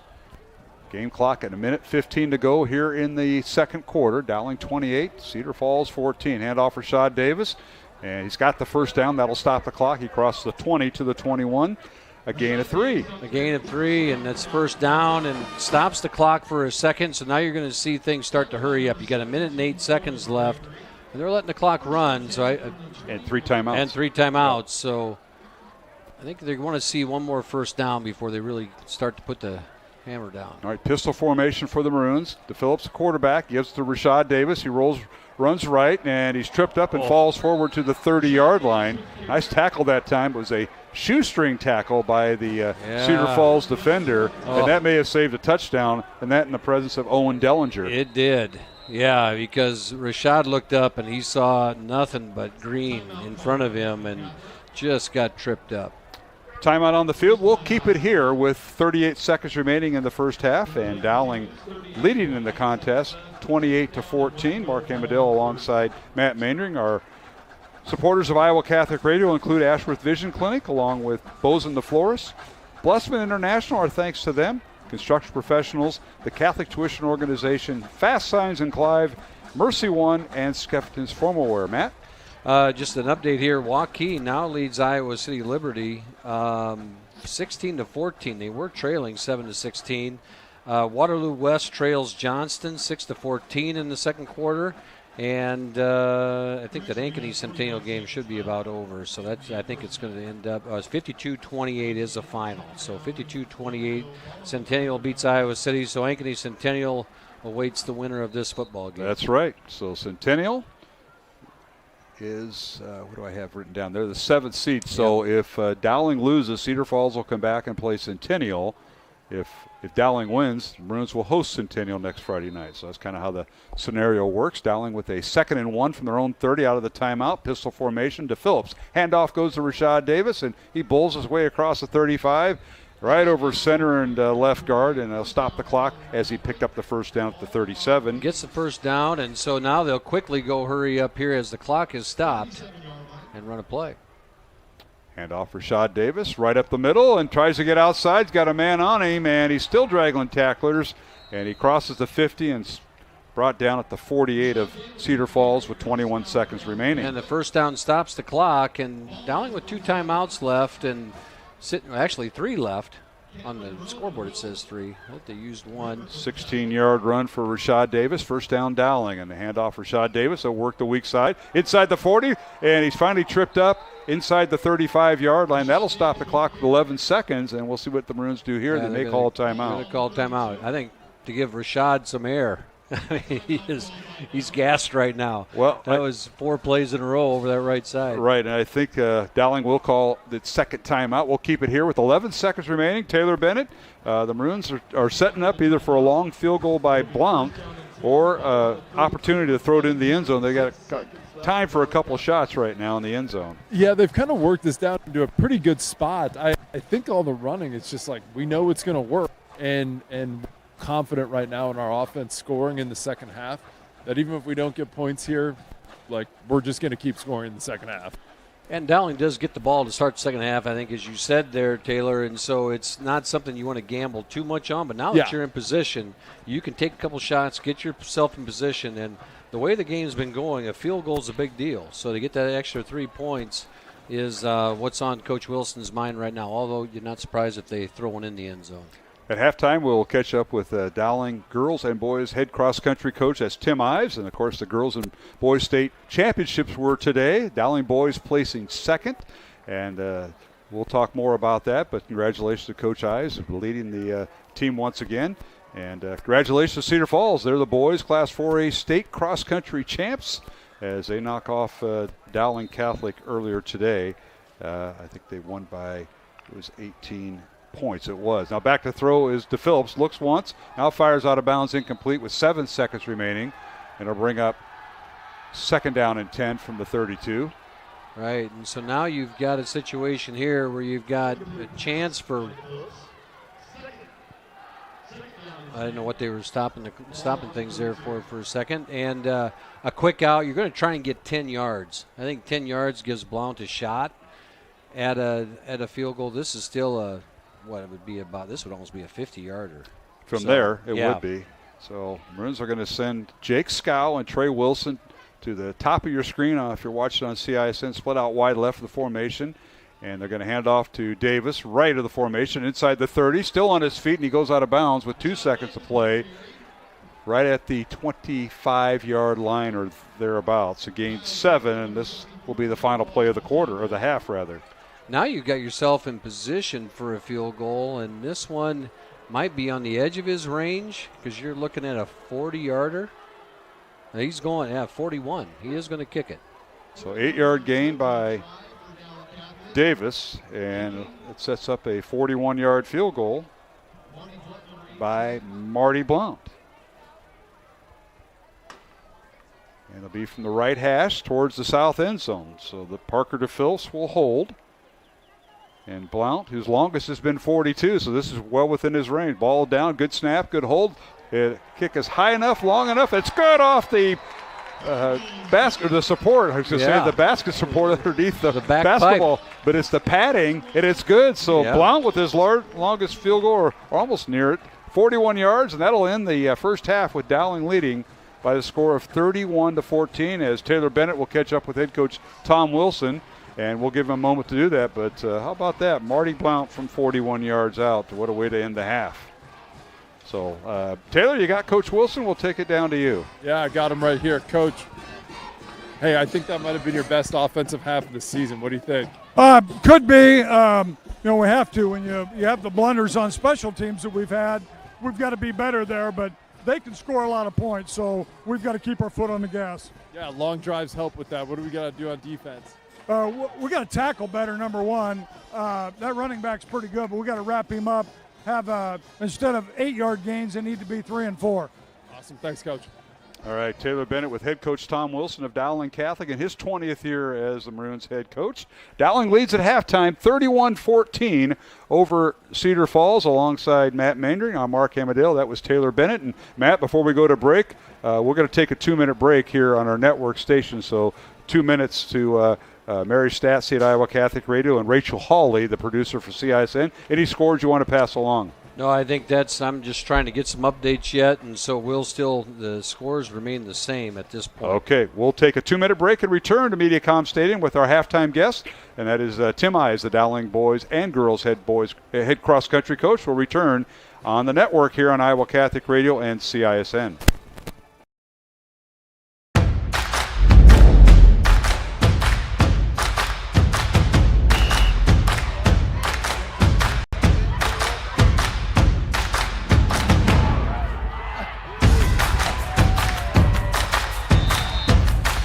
When you go home, you'll feel good about what you did, and you're doing it for the kids. If they don't have us, they don't have these games.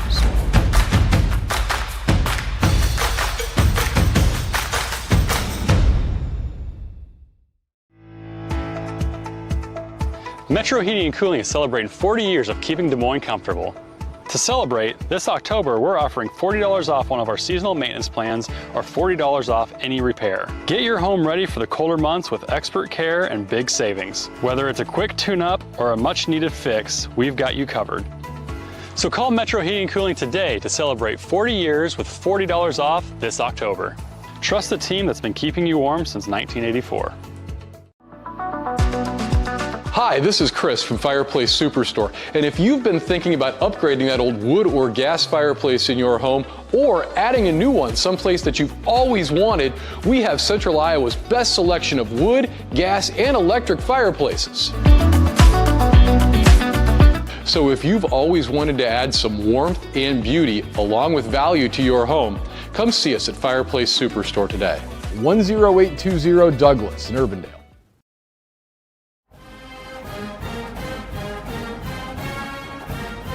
Dowling Catholic Playoff Football is presented by Annie and Gabe Mitchell Real Estate with RE/MAX Concepts and brought to you by the Greater Des Moines Catholic Football League, Hot Springs Spas, Smith Promotions, and Eileen's Cookies.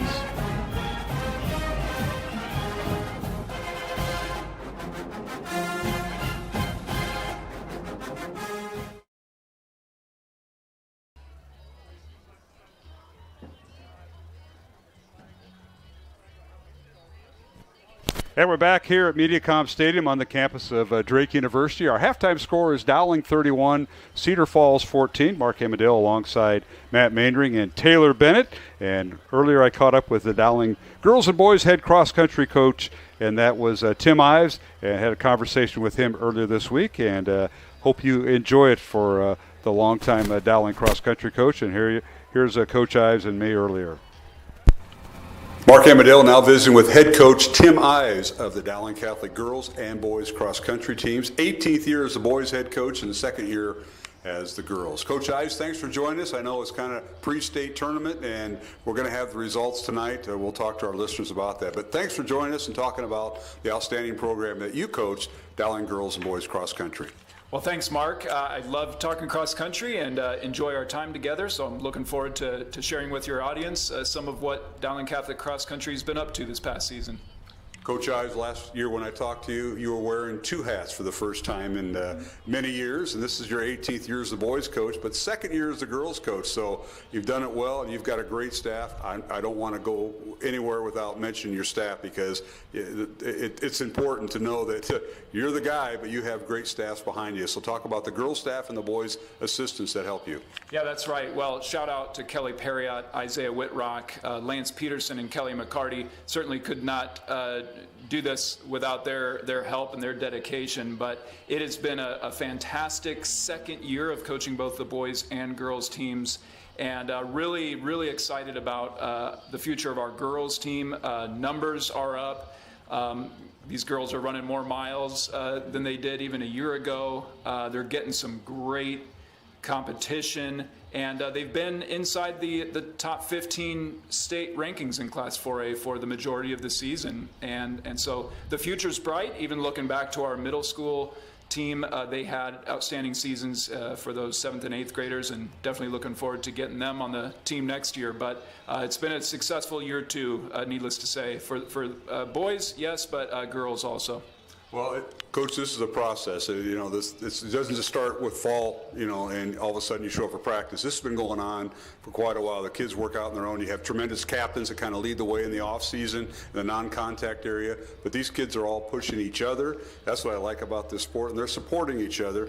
But it all starts in the off season and propels its way through your conference meets, through your meets all throughout the year. Some of those meets go out of state, up at Griak, up in Minnesota, a very well-known meet. But what a season it was, and it all started probably a year ago after the last state cross-country championships. That's right. So much of what we consider off-season to be in cross-country is the summer before the fall season, but it honestly did start a year ago after the state championships. We had a number of boys and girls competing in a Nike regional meet in November, and then a little break, and then a very productive winter, and that's really crucial to a cross-country runner's success, is staying active and running in the winter. And I can tell you it's not easy in Iowa winters, and we're getting a taste of it now recently with our weather, but it's darker, colder, windier, and it tests the commitment of our runners. But yeah, so much of what we've seen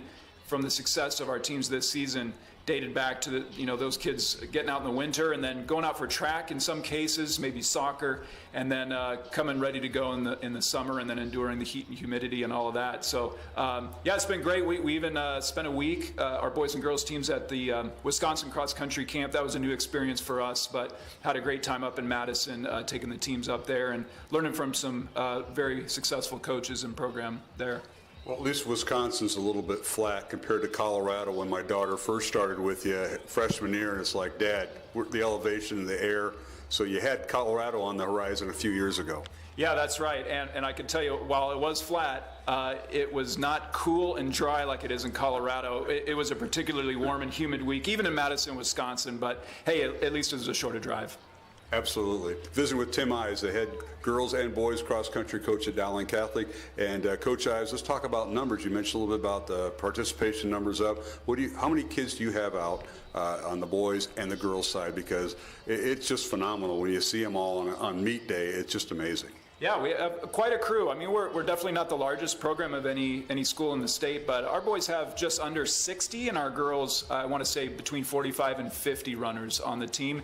And a good representation from each class, but as I pointed out earlier, our freshman and sophomore classes are looking really strong and should be formidable here in the coming seasons. You know, I noticed on the meets you have scheduled throughout the year, you start out at Urbandale, and then Marshalltown Community College, Central, Southeast Polk, and you go up to Fort Dodge and have a regular season meet before the state meet, which is going on. All those meets, you also have JV, and that's very important in development. You just can't have a varsity meet and the top 7 or 8 are there. The JV meets are very important, so I've noticed that all these meets have that, and that's very important to the development of the girls and boys teams. Yeah, we've had a very full schedule, and we did take a one-time trip to Olathe, Kansas with our varsity boys. Probably just a one-year thing, and I pulled them out of Marshalltown, but you're right, these meets have 9, 10 divisions, JV divisions, and everyone gets to participate, and that's a real benefit to our sport. And from a coach's perspective, when you're looking at developing athletes, you want that race experience as much as anything else, and that's what these JV level races give us. I'm particularly proud, I don't have every last result in front of me, but at our conference meet, our 9-10 boys were the champions and arguably the toughest conference in the state. Our fresh soft girls, I want to say, were 3rd, just off the top of my head. So high place finishes as teams in what is a huge conference meet if you consider all the suburban schools around the Des Moines metro area. It is competitive, and our kids showed out at Southeast Polk there at the conference meet not that long ago. That's true, and then of course it went on to the districts, and you were out in Council Bluffs for that, and the boys qualified for state. You're running earlier today as we taped this, and the girls did not qualify as a team, but you have 4 individuals that have qualified. So talk about, let's start with the girls, talk about who's qualified for state today, and the girls, and some of the runners you've seen this year that have really improved their times from a year ago. Yeah, so the Council Bluffs state qualifying meet site took place at Iowa Western Community College, and our girls, those 4 qualifiers especially, moved up really well throughout the race, and I placed, I believe, 13th, 14th, 15th, and 16th. And they were 4 of 5 individual qualifiers. There were 3 qualifying teams that made it. We ended up 4th, but Molly O'Halloran is a senior and captain. Sadie Reinhardt is a junior, and then Cora Volpe and Ari Horace, both sophomores, were all among our individual qualifiers. But yeah, we've had a great crew of varsity girl runners. I want to definitely highlight our captains, Elizabeth Marsh and Braylon Gifford. Braylon, unfortunately, took ill just days before that state qualifying meet and didn't have her best race of the season. So we regret the timing of that, but she battled through it and still finished quite well given the circumstances. But we had some first-year runners that did outstanding. Madeline Coward is a freshman, and Lizzie Tiffany as a sophomore in her first year. Peyton Wolf, little sister to one of our top boy runners, Owen, as a freshman, did exceptionally well. And I could go down the list, but some great things out of our girls. And we return a lot next year, and I'm definitely excited for that. Well, on the boys' side, you defending state champion, and you look at the legacy that you've built here at Dowling, and it's just amazing. You won 13 of the last 14 years. You finished at the podium, and 11 state titles as a program, including the last 3, 21, 22, and 2023. So that's amazing, Coach. So you have all that experience back, but yet every year it's people that have been in the program, and the boys were finished first at their district and now running today and hopefully being on the podium. Talk about the boys program a little bit and this year's team. Yeah, this year's team is remarkably senior heavy, and I like that, and you kind of need that if you're going to compete at the highest levels. 5 of our top 7 are seniors, and they went undefeated except for, I mentioned that Olathe Twilight meet. We lost to a very good Kansas school down there, but then ran the tables at every other meet this season. Has been so much fun. We won the Roy Griak Invitational for the 2nd time in 3 seasons, and that's a very tough meet with Wisconsin schools and Minnesota schools, and Iowa, South Dakota, and just a lot of the best of what our region can give. But our boys have had just a great season. They've been number one all season. That's not to say we're not going to be challenged, at the state meet and the state championships. But led by our two seniors, Owen Wolf and Jack Flory. They're ranked very high and will and should finish very high at the state final. We have Charlie Dyke, a sophomore, Josh Mohan, another senior, Nicholas Paulson is a junior, and then Brody Burr and John Luca Castillo-Mora, both seniors, will toe the line at the championship final. But Will Tice, I want to point out him. He's our first alternate, and he did race at the state qualifying meet last week, was our sixth runner. We rested a runner recovering from a sprained ankle, but we'll have everyone back in full force. And as I mentioned, 4 or 5 of our top guys are seniors. We still have a young crew of eager underclassmen that will in some way contribute to the championship final and the outcome there. But obviously to future seasons, we're always looking to develop and improve these kids so that we always remain competitive year in and year out. Well, you certainly have, Coach, and that's quite a group that's going up there to Fort Dodge. And of course, we'll give our listeners an update of what happened today. But Coach Ives, anything else you want to mention? Because this is outstanding. The numbers you have, the program you've built, and these kids work hard. You mentioned the seniors that are graduating. They're handing the baton off the underclassmen.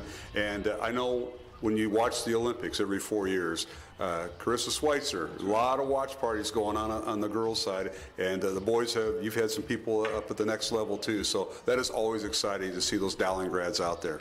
Well, funny you say that. Just yesterday, we had a legend come speak to our teams. Betsy Flood Salisbury was a 5-time state track and field championship and also a member of girls state cross country championship, and our girls have won 6 titles, 5 in a row starting in 2007, and Betsy was on that first team. And so Carissa was on a winning team when she was in high school. And so this tradition, this legacy that is Dowling Catholic cross country is something that we honor the past, but we're eager to maintain as much as we can in honoring the past by doing the best we can in the present and in the future. So we look forward to what lies ahead, but we'll take care of business here in this season we're in now. Head coach Tim Ives of Dowling Catholic, the cross-country girls and boys head coach. We appreciate having him on. Dowling boys finishing second today at the state cross-country with 91 points. Cedar Falls winning Class 4A with 73 points. Jack Flory finishing 8th, Owen Wolf finishing 13th, and Charlie Beek finishing 17th. Dowling girls, they had Molly O'Halloran finishing 64th, Ariana Horace finishing 76th, and Sadie Reinhardt finishing 85th, as the girls did not place in team but individually at the 4A girls today in Fort Dodge. And Matt, you got to look at some of the scores that we've had updated. Yeah. Again, Ankeny Centennial advances. The winner of the Cedar Falls Dowling game will play Ankeny Centennial next Friday night. Southeast Polk and Pleasant Valley are 14-14 at last check, and Waukee and Iowa City Liberty are 16-16, I believe, at the last check there. So a lot of close games, as you would expect in the playoffs. All right, we'll take a 1-minute break, come back with a kickoff for the second half. Dowling and Cedar Falls. The Maroons lead at 31-14 over the Tigers. Back in 1 minute on CISN and Iowa Catholic Radio. To everyone making time for life's best moments, let us celebrate with you. In Wisconsin, we love celebrating together. Big days or any other day. So much. From hot and juicy to ooey gooey To oh my word. Oh my word. Golders! Serving you a handcrafted meal that makes today a little bit more special. That's what fills us up inside. From Wisconsin with love. Welcome to Delicious. Yeah.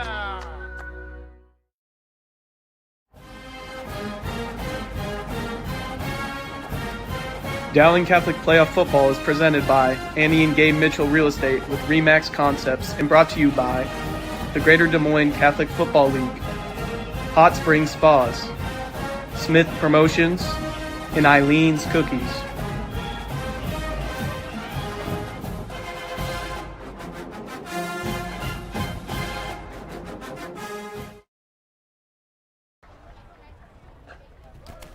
back here at MediaCom Stadium on the campus of Drake University in Des Moines. Cedar Falls kicking off, and Dowling on the return. And from the 5-yard line, this is Jack Barrett on the return for the Maroons across the 30. Penalty flag down back at the 18-yard line. And the Maroons have the ball first, but it's a matter of where they're going to have the football first, and officials will sort that out. Let's go down to Taylor Bennett on the Dowling sideline. Taylor? All right, guys, second half, up by 17, already up 3 scores. I think we're just trying to put it on them right now, get up 24 points. Well, Rashad Davis, and we were talking about this at halftime, 29 carries, 229 yards at halftime. Taylor, what a job by the offensive line and Rashad Davis. Workhorse. He's over here getting his pads fixed right now, so we won't see him on the first play, but that was impressive. Yeah, what a half. I mean, the differential in the yards here is just amazing in that first half, and the lack of offense from Cedar Falls. They had most of the yards on special teams, but they only had 45 yards rushing and a total of 97 yards altogether. So of total offense. And whereas Dowling had 353 yards of total offense, 259 yards rushing, and then 94 yards in the air. So just a dominant first half for the Maroons, but only up 17. And the Maroons penalized as Cohen Sheldon with the handoff gets to the 15, maybe the 16-yard line. Dowling penalized all the way back to their own 10-yard line is where they'll start the second half. And Shelton carries up to the 16-yard line, gain of 6. And it'll bring up second down and 4 for the Maroons. And we've called his name a lot. He's been kind of a stud inside for Cedar Falls, and that's Camden Rowe. It's stopped there for the Tigers. 3 receivers to the right. And the one setback is Rashad Davis, who's back in there, getting his shoulder pads and helmet all strapped on. Here's a snap as Parker DePhillips hands it off to him, and Rashad across the 20, and he picks up the first down at the 21-yard line, a gain of 5. He got through the line there, was able to get out and get a little bit of a crease, but a shoestring tackle in there by one of the down linemen were able to trip him up, and that was big number 55, I believe, for Owen Dellinger for the Tigers. Tonight's game on Iowa Catholic Radio brought to you in part by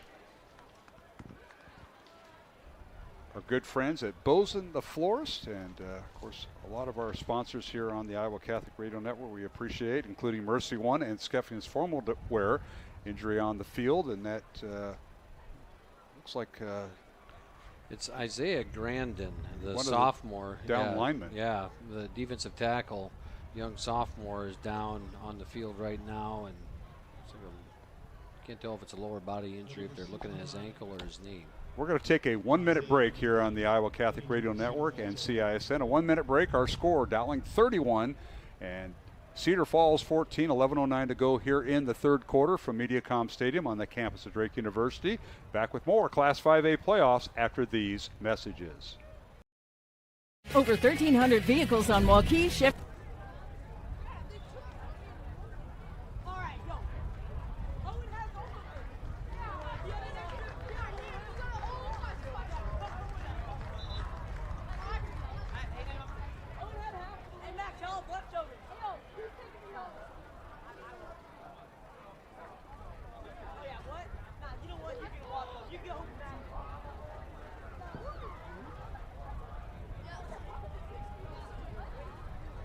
First and 10 from the 21-yard line for Dowling Catholic.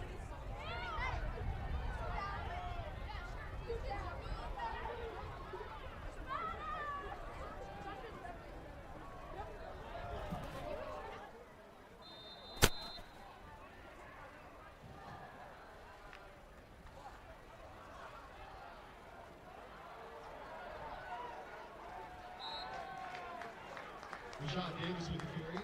First down for Dowling Catholic. And we return here to MediaCom Stadium, the Class 5A football playoffs, Cedar Falls and Dowling.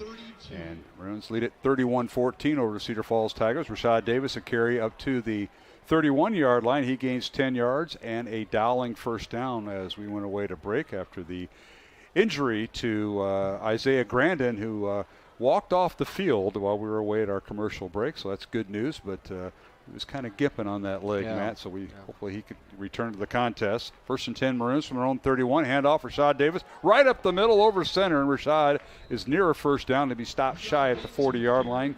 Gain of 9. I know when they're running the zone offense things, you don't call an A-gap run, but that's an A-gap run right there, right between Brady Hagan and Carter Smith, and he's able to run up the middle there and jump over the line originally, and there's nobody there, and he's able to get 9 yards. Well, Scow and Sam Drexler split out wide to the left. Now they're joined and split in the middle by Trey Wilson, number 15 there at the top of your screen, watching on CISN. And I'll tell you what, who's playing a nice game is the Jacob Peterson number 8. He had a kick-out block in the last couple of plays for Rashad. Handoff Rashad Davis from his own 40 and stops and starts, and he breaks a tackle and finally run out of bounds at the 48-yard line. He'll pick up 8, but boy, he's got quick feet, and they can just stop on a dime. He does. One of the things you can see from up here, which is nice, is that, when Dowling goes trips, they're putting 3 receivers out there. Cedar Falls is moving 3 people over, and then they got another one hanging out there over the top. But it only leaves 5 guys in the box. And so there's only 5 guys in the interior, and Dowling has the numbers. And so they're going to continue to run that middle of the field until Cedar Falls makes some kind of adjustment. Even like right now, there's 3 guys to the Dowling 2 out on the edge. And that gives the numbers inside. Pistol formation for the Maroons, and the handoff. Rashad Davis follows Middleton's block, and he's inside the 50 and rolls down towards the 45 of Cedar Falls, and he'll pick up 7 yards once again. Again, with 227 yards in the first half, he is just padding that up right now, and he has got a lot of carries, and they're going to keep going to him as long as that gap, those gaps are there, and they are. 7-yard gain. It's 2nd and 3 Maroons. 2 receivers to the left. Offensive line for Dowling: Carter Barrett, Brady Hagan, Carter Smith, Cade Krause, and Josh Miller left tackle to right tackle. Handoff goes to Rashad Davis, finds a seam. He's bounced off the 40, still on his feet, and he's trying to be tackled from behind, and now he's finally spun down and by Ian Footman at inside the 30 of Cedar Falls to the 25, a gain of 20. What a run. That was a run right there. There's a lot of heart right there, and he's going to come off, and he is gassed because he ran hard on that run right there. There's a replay. He found a nice seam. Yeah, and you got Carter Smith blocking downfield, and then you got Ian Middleton also blocking downfield, and there's Carter Smith again at the end of the play, getting another block in, and that's moving the ball on offense. That's resilient for a senior in Carter Smith. All right, 1st and 10 Maroons from the 25 of Cedar Falls. Dowling going left to right, wearing their home maroon jerseys with white pants and helmets. Handoff goes to Cohen Shelton, and he squirts through inside the 20 and finally tackled right around the 20-yard line. They're going to put him down at a gain of 5. Yeah, he was going to look like he was going to go to the outside, plants his foot, and runs up the middle right behind Carter Barrett and Brady Hagan again, and was able to shoot through and get the yardage. Nice run on first down for Cohen Shelton. This is the 9th play of the Dowling drive, which started back at their own 10-yard line. And, Matt, not one pass in this drive. It's been all run, either Shelton or Davis. And the Maroons with a 2nd and 5 from the 20-yard line of Cedar Falls. Here's to Phillips, handoff Shelton, right up the gut he goes. He's got the first down. He's inside the 15, down near the 11-yard line for a pickup of 9. And again, when Dowling is running the football, and how do you keep running it with that much success right up the middle? Well, you got a puller on that play, and he gets a kick-out block as they continue to run right up the middle, and there's nobody home there. There's only one guy to beat, and the lead blocker gets him, and big yardage. Injured Cedar Falls player on the field, and play has been stopped, so we'll keep it here. And that injured player is Cam Rowe. You've called his name a number of times, the outstanding linebacker for Cedar Falls. So we'll keep it here. 7:51 to go, third quarter. Dowling 31, Cedar Falls 14. And that was our halftime score, so we have not seen any scoring here in the second half. Let's go down to our sideline reporter, and that is Taylor Bennett, the former Dowling quarterback many years ago, back in my coaching days. And he's got the microphone tonight. Taylor, give us an update on the Dowling sideline. Man, it's just one of the best running back performances I've seen in a long time. I can't believe the number of times that they're feeding Davis, and then Davis comes out and Shelton does the exact same thing. It's been an incredible performance, and like probably the most mature that this Dowling offensive line look the whole season. And if you remember, Taylor, we talked about inexperienced team. Coach Wilson's 20th year at Dowling, and that offensive line is one senior, and that's the center. Everybody else, sophomores and freshmen. So they've come into their own. And now out of the injury timeout, handoff for Rashad Davis, who's back in there for the Maroons from the Cedar Falls 11. He bounces his way, zigs and zags down to the 6-yard line of Cedar Falls. And the offensive line is just making a statement here, and you aren't going to see Dowling throw the football as long as they see they got numbers inside, and you're going to let, Caden Krause and company and Carter Smith, Brady Hagan, and Carter Barrett up front with Josh Miller on the right side. They are just making space for the running backs. And don't forget the tight end, Jake Peterson. Has had a nice game. Number 8, and he is a young man who does some of the dirty work that you don't get seen. I've seen it on some of the replays on CISN. All right, here's a snap. Handoff Rashad Davis as he go inside. He follows his line in the end zone. And falls forward. Touchdown. Rashad Davis from 6 yards out. And the Maroons tack on 6 more points and lead at 37-14 with 6:45 to go in the third quarter. Water won by Rashad, and look at the big guys up front helping, including Middleton. Yeah, there's Carter Smith coming and pulling from that center position again, and Ian Middleton leading the way. And you mentioned Jacob Peterson. He gets the seal down block. That was my position also, tight end. So that's the last person I should be ignoring is Jacob Peterson. We should put him first every time. I got Jake's back. Yeah, thank you. Even though you're a former tight end and don't. Here is the extra point by Marty Blount, and it's up and good. So the Maroons pack on another point, 38-14 Maroons over Cedar Falls. 6:45 left to go third quarter, and this is the Class 5A football playoffs from MediaCom Stadium at the campus of Drake University in Des Moines. Mark Hamadale, Matt Maindring, and Taylor Bennett will be back in 1 minute on the Iowa Catholic Radio Network and CISN. Save big at DeArmond CDJR Ames. Receive 2.9% for 84 months on the new Dodge Hornet RT, Grand Cherokee 4xE, and Jeep Wrangler 4xE. New Ram 1500 4x4s at one low price of $35,990. New Ram HD Crew Cab 4x4 starting at $47,990. That's over $13,000 off. Plus up to $10,000 off MSRP on new 2024 Grand Cherokees at the all-new DeArmond CDJR Ames. DeArmondAmes.com. Metro Heating and Cooling is celebrating 40 years of keeping Des Moines comfortable. To celebrate, this October we're offering $40 off one of our seasonal maintenance plans or $40 off any repair. Get your home ready for the colder months with expert care and big savings. Whether it's a quick tune-up or a much-needed fix, we've got you covered. So call Metro Heating and Cooling today to celebrate 40 years with $40 off this October. Trust the team that's been keeping you warm since 1984.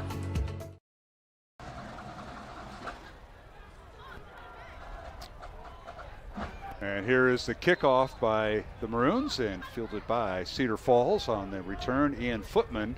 And the Tigers will have it 1st and 10 just outside their 30-yard line. Mark Hamadale, Matt Maindring, and Taylor Bennett as the Maroons lead at 38-14. Dowling going on a 11-play, 90-yard drive capped off by Rashad Davis' 3rd touchdown of the night from 6 yards out. Let's go down to Taylor Bennett on the Dowling sideline. What a drive by the Maroons, Taylor. With 11 plays, 90 yards, all on the ground, not one pass. Oh, so many drives that have looked like that tonight, but I just think it's such a good testament to, this game did not start off the way that the Maroons would have wanted this game to start off, and they've responded and have not stopped ever since. That is true, and now here is an end around for Cedar Falls, and that is well read by the Maroons, trying to turn the corner, and that's Will Remmert. And one of the few times they have him corralled, 95-yard kickoff return to start the game, and then had a big pass early in the first half, and that time it all kind of went south there, Matt. Yeah, they got him. They ran a reverse, and Jacob Scow stayed home, and Will Barreto stayed home, and Scow and Barreto just stretched that play out to the boundary and ended up creating a loss on the play for the Tigers, and great job of staying home by Scow and Barreto. Well, it started out on their own 32-yard line, did Cedar Falls, and now they're backed up to the 30-yard line. A loss of 2 as Remmert will lose 2 yards. And now back to throw as Wolf fires over the middle, and the pass is incomplete through it, slightly behind the intended receiver. That's Karsten Meester, and incomplete right about the 45-yard line. Yeah, Meester had to come back a little bit for that football and lined it on his arm a little bit awkwardly. He coming up, I thought maybe his shoulder got dinged there a little bit, but they haven't been able to establish the passing or the running at this point, and a lot of frustration is an offense that has been hitting its stride of late hasn't been able to move the ball, and it's been strictly special teams. All right, 4 receivers, 2 on each side of the formation for Cedar Falls. Remmert on the draw play, and he hands it off to the outstanding tailback Clark, and Very gets across the 35, ball down, but I think he was down. Yes, he was, says the head linesman right in front of us. And it'll bring up 3rd and about 4 for the Tigers. That was a big hit by the Maroon defense there and cut Very down, and when he hit the ground, the ball popped out, and that was pretty obvious. So they maintained possession and will send the punt team in, but he landed awkwardly. Yeah, he did. We got the replay on CISN, and watch how he lands once he falls. Yeah, it was right on his left shoulder, but he was down, and it'll bring up 4th down, and the punt team in for Cedar Falls. Trey Ryder in. Ryder is normally a wide receiver, but he comes in, punts it away. He's averaging 37.5 yards a kick, and now it's a fake punt. They hand it off, snap it to the up back, and he's got the first down. Nice job by Cedar Falls, and they run the fake. And I think it's the lineman. Yes, it was. Number 76, Will Tompkins, headed to Iowa State. And I'll tell you what, Matt Campbell might want to think about putting him on special teams. Watch this, Matt. It's going to be in his highlight reel. We know that. And that's right. A direct snap to the big guy, and he just follows the protection team up front and able to bowl forward for a first down. 1st and 10, Cedar Falls. They spot him down at the 44. And with the 3-touchdown lead, we know the Tigers got to pull all the stops out. Wolf back to throw on play action. Has time, now being chased. And now runs a circle, and he throws it away incomplete. The Maroons had a coverage sack there, and the ball went past the line of scrimmage. That's all it has to do, incomplete. You might be seeing Ryan Bobo trying to put his jersey back on his shoulder pads because he got held a little bit coming around the corner there as the quarterback, as Wolf tried to was going to go out and roll out to his left, but Bobo was there with someone hanging on to him and end up throwing it away. Taylor Bennett, don't get too close to the Dowling defensive line coaches on that one. They are probably not very happy. There's been a few times I've been afraid of some of the coaches tonight. Yeah. Perriott and Fontana, you want to stay away from them. That was their guy, Bobo. So, all right, it is 2nd and 10. Cedar Falls on their own 44-yard line. Dowling leading 38-14, 5:07 left to go, 3rd quarter. And off goes to Very Clark. Very trying to turn the corner, still on his feet, a la Rashad Davis. Boy, outstanding tailback, and finally right down at the 45 for a gain of 1. But a lot of east-west running there. There was, and Joe Smerdla and company, Joe coming back into the football game this week after having being out for a few weeks. They did a really good job of stringing that out. And now you see the talented running back, Very Clark, coming off with a wrist or a hand. He's got a little pain going right now. But they did a really good job of stringing the play out. And what I mean by that is the defense keeps pushing that running back, not giving him a gap, and just end up running him out of bounds, out to the out of bounds line, and that's what they did there. All right, 3rd and 10, Cedar Falls. Wolf back to throw, has pressure from the backside. He's going to go down. All 6'7" of him. Sacked by the Maroons, back inside the 40-yard line there, Matt. And at the bottom of that pile is Ryan Bobo and I believe Leo Thornton in on that play as well, as those two guys collapse that pocket and don't give Wolf a play to go. He had a receiver coming down the wheel route on the sideline here, but he just didn't have time to get rid of the ball. 6-yard sack for Bobo and company, and it's 4th down and 15 for Cedar Falls back on their own 39. Dowling leading 38-14. Game clock continues to run. Let's see if we see the fake here. Nope, we're going to snap it to the punter, and he gets it away. That's Cale Harms, and it's fielded by, try to be fielded by Sam Drexler. And on the return, Sam's got some room at the 40, near side 50.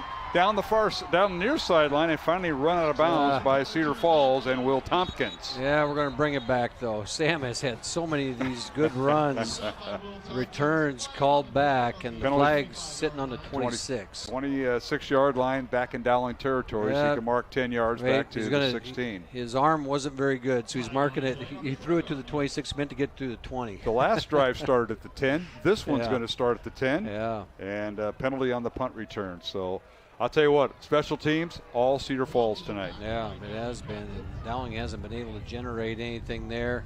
And so you get a block in the back, illegal use of the hands, and so they'll start this drive on the 10-yard line.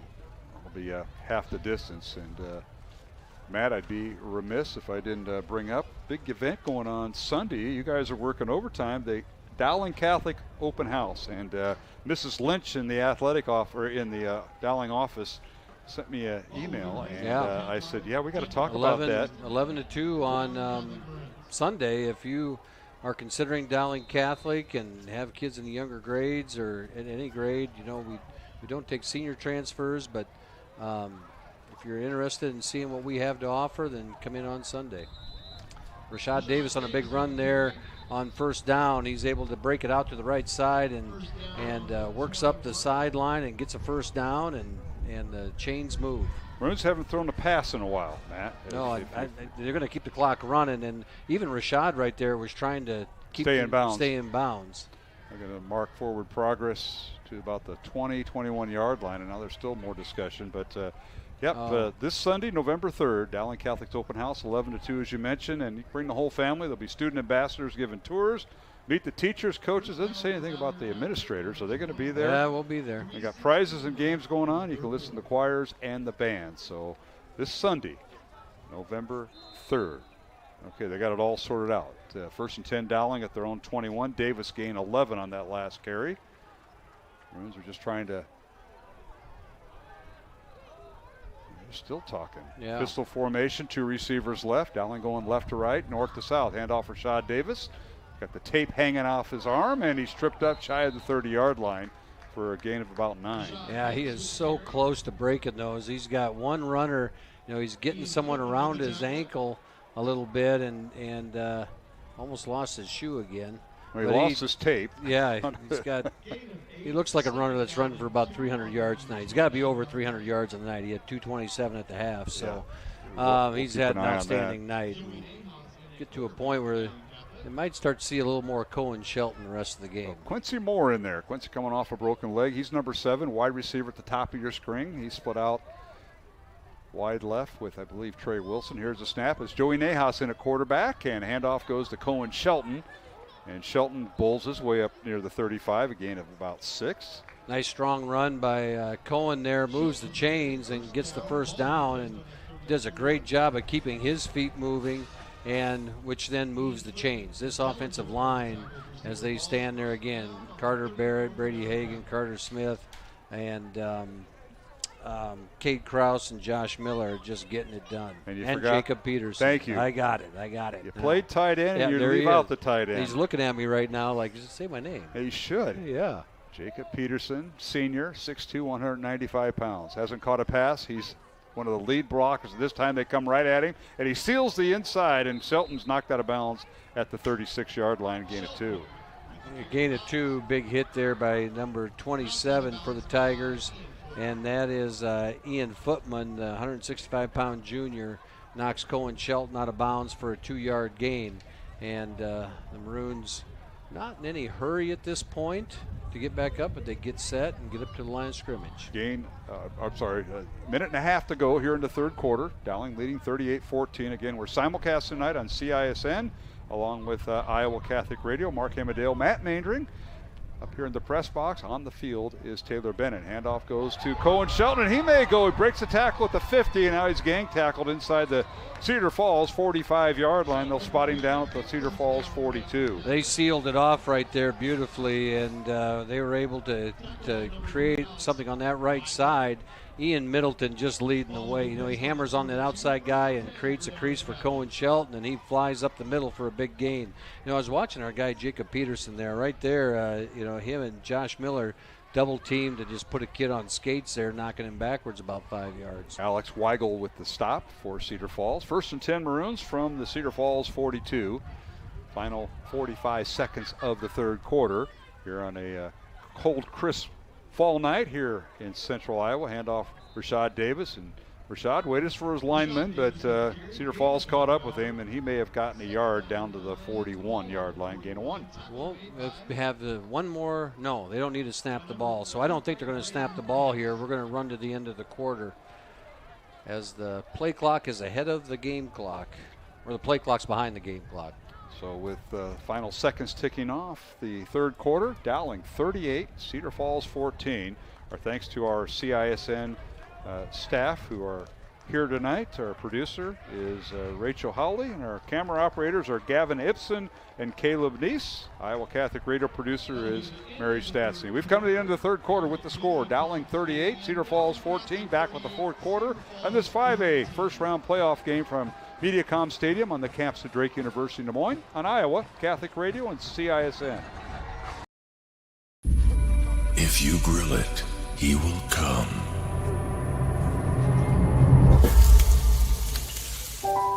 Hey. Hey.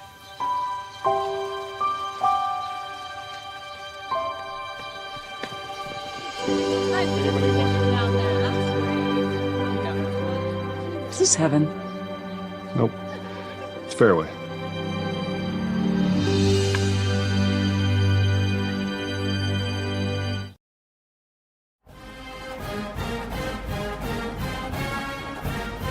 Dowling Catholic Playoff Football is presented by Annie and Gabe Mitchell Real Estate with RE/MAX Concepts and brought to you by the Greater Des Moines Catholic Football League, Hot Springs Spas, Smith Promotions, and Eileen's Cookies.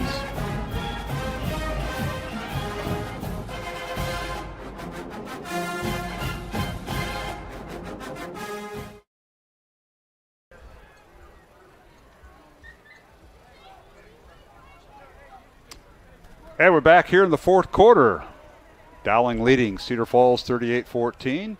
Dowling with the football. Nahas with the handoff to Rashad Davis. And he zigs and zags and finally goes down at about the 39 of Cedar Falls. A spot forward progress. Gain of 2. It'll bring up third. And about 8 for the Maroons from the Cedar Falls 39-yard line. I know, Matt, you're efforting some scores. Yeah, we have Southeast Polk is now, or it's Pleasant Valley is up on Southeast Polk 21-14. So Pleasant Valley leads Southeast Polk 21-14. The last score I got from Valley is Valley 21, Sioux City East 20. Are these second half scores? These are all second half scores. Johnston's leading Waterloo West 42-7. And I believe Liberty is ahead of Waukee 17-14. All right, handoff goes to Rashad Davis on 3rd and 7. Maroons had 3 receivers split out wide to the left, Quincy Moore and Sam Drexler, and they run the ball. Dowling has not thrown a pass here. I won't say the whole second half, but they... maybe one. Maybe one, yeah. Sam Drexler down this... Was that this half? I don't think so. I don't think so either. I got to look at my score sheet here. Yeah. Man. You know, and it's a fourth down here, 4th and 3, 4th and 4. You're at the 36. You're likely not to punt it. And being in control of the football game the way they are right now, you know, it's not unreasonable to go for it on 4th down here and try to maintain possession. Pistol formation for the Maroons. Joey Nahas at quarterback. Gets the snap. Now fires it out. Caught down the far sideline. That's the tight end, Peterson. There you and go. Jake's got the first down. Hey, there's our guy. Jake Peterson, nice catch out there, and Nahas hit him right on the numbers. I think Nahas is perfect on the night throwing the football and hits Peterson right on the number 8, and big first down, maintain possession. And Put 14 yards with Peterson tonight, along with about 100 blocks. There you go. Nice job, Jake. First down Dowling at the Cedar Falls 22-yard line, and we say that affectionately because Jake does a lot of the dirty work. The guys that play the fullback and the tight ends in this Dowling offense are extra blockers for the most part. They are. All right, first down Maroons. Joey Nahas, the junior quarterback in, and now a timeout called by Dowling. We'll take it with them along the network lines. Dowling 38, Cedar Falls 14. 10.5 minutes left to play fourth quarter. We'll take a 1-minute break on Iowa Catholic Radio and CISN. Over 1,300 vehicles on WaukeeChevy.com. Schottenkirk Chevy Waukee. If we don't have it, you can build it. Newly expanded service department means we're hiring. See the openings on WaukeeChevy.com. Schottenkirk Chevy Waukee. WaukeeChevy.com. Free Godfather's Pizza begins with the download. Order through my new online ordering app and start earning free pizza and sides. It's easy. Download the Godfather's Pizza online ordering app today. Do it. Hi, this is Chris from Fireplace Superstore, and if you've been thinking about upgrading that old wood or gas fireplace in your home or adding a new one someplace that you've always wanted, we have Central Iowa's best selection of wood, gas, and electric fireplaces. So if you've always wanted to add some warmth and beauty along with value to your home, come see us at Fireplace Superstore today. 10820 Douglas in Urbandale. Right back at Mediacom Stadium here at Drake University in Des Moines. Handoff goes to Rashad Davis on a 1st and 10 play, and Rashad angles inside the 20, follows his blockers right up to the 15-yard line, gain of 7. As Dowling just continues the offensive dominance right now up front, and they're able to just do whatever they want, and with this Tiger defense, and Rashad Davis has got to be over 300 yards tonight, and that's just an amazing number in a high school football game. This is the 11th play of the Dowling drive, which once again started back at its own 10-yard line due to a penalty. 2nd down and 3 for the Maroons. Rashad Davis, near side handoff. He's got an opening inside the 5. Touchdown, Rashad Davis from 15 yards out. And he had just a pathway that was created by his wide receivers and that tight end who caught a pass. There's a flag on the play. And it was a thing of beauty because you saw 3 guys out there leading that pulled out in front of him, and it was just a cavalry in front of Rashad Davis as he runs into the end zone. Holding on Dowling, so this is all coming back. So the Maroons will be penalized from the spot of the foul, which looks like to be the 17-yard line, so that'll move it back to 27 if the math works. Yeah, if the math works there. We'll see. It depends on where the flag was, right? And then they put the ball down to 25, and away we go. All right, so it'll be 2nd and long. 2nd and long, and you see again, as this defense comes and lines up, you're seeing Dowling in a lot of trip sets, and what that's been doing for the offensive line and the how Dowling is operating is it's just giving them a numbers game. And they're able to outnumber them at the point of attack, especially when they're pulling a receiver or pulling a lineman. Updated score from Iowa City. Iowa City Liberty, the number 1 seed, leading Waukee 24-14 early in the 4th quarter. Here's a handoff for Rashad Davis. Dowling's line of scrimmage moved back to the 25, and Davis bowls his way inside the 20 down to the 19-yard line. Again, that offensive line just plows forward, and Rashad Davis just following up the middle and is able to keep his feet churning, stays pretty straight up, and here comes Cohen Shelton in to give him a little wind. Again, the winner of this game plays Ankeny Centennial next Friday night. Centennial, a 52-28 winner over City High of Iowa City earlier today. That was a 5:30 start as they have a doubleheader at Ankeny right now. Ankeny taking on Linmar at Ankeny. Ankeny was true. I had a score at one point. Oh, yeah, it's Linmar ahead of Ankeny 7-0, I believe, was what I found. That was a late start. That was about a 7:30 or later start up in Ankeny because it's a doubleheader. Yeah, check that. It's reversed. So Ankeny is leading Linmar 7-0 right now. All right, Shelton on the carry, and he loses yardage back to the 20-yard line, so it'll bring up 4th down and 8 for Dowling, and a field goal attempt from Marty Blount, this time right between the hash, right in the center of the field. This will be a 37-yard attempt. DePhillips will hold, and Wyatt Jones a snap. Ball down, kick is high enough, it's long enough, and it is right between the uprights. Good. Maroons tack on their 2nd field goal of the night, and they lead it 41-14 over Cedar Falls with 8:09 to go here in the 4th quarter. We'll take a break. Dowling 41, Cedar Falls 14 here on Iowa Catholic Radio and CISN.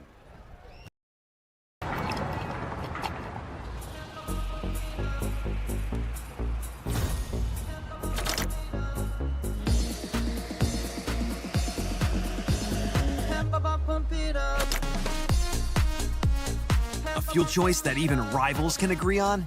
Now that's worth the hype. Cheaper, cleaner, and homegrown. Pump it up with unleaded 88.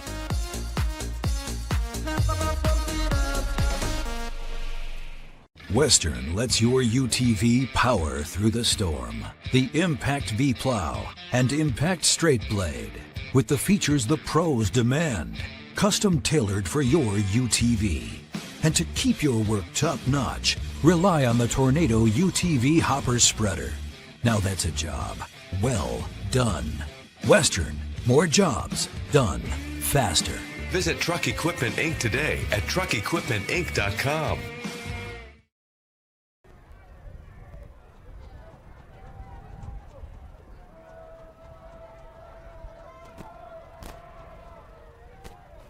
All right, Marty Blount kicks it off for the Maroons after Dowling's field goal was good. Kuba Patterson on the return, crosses the 30, and he's brought down right about the 31-yard line. That's where Cedar Falls will start. But Dowling going 14 plays, 90 yards, capped off by Marty Blount's 37-yard field goal.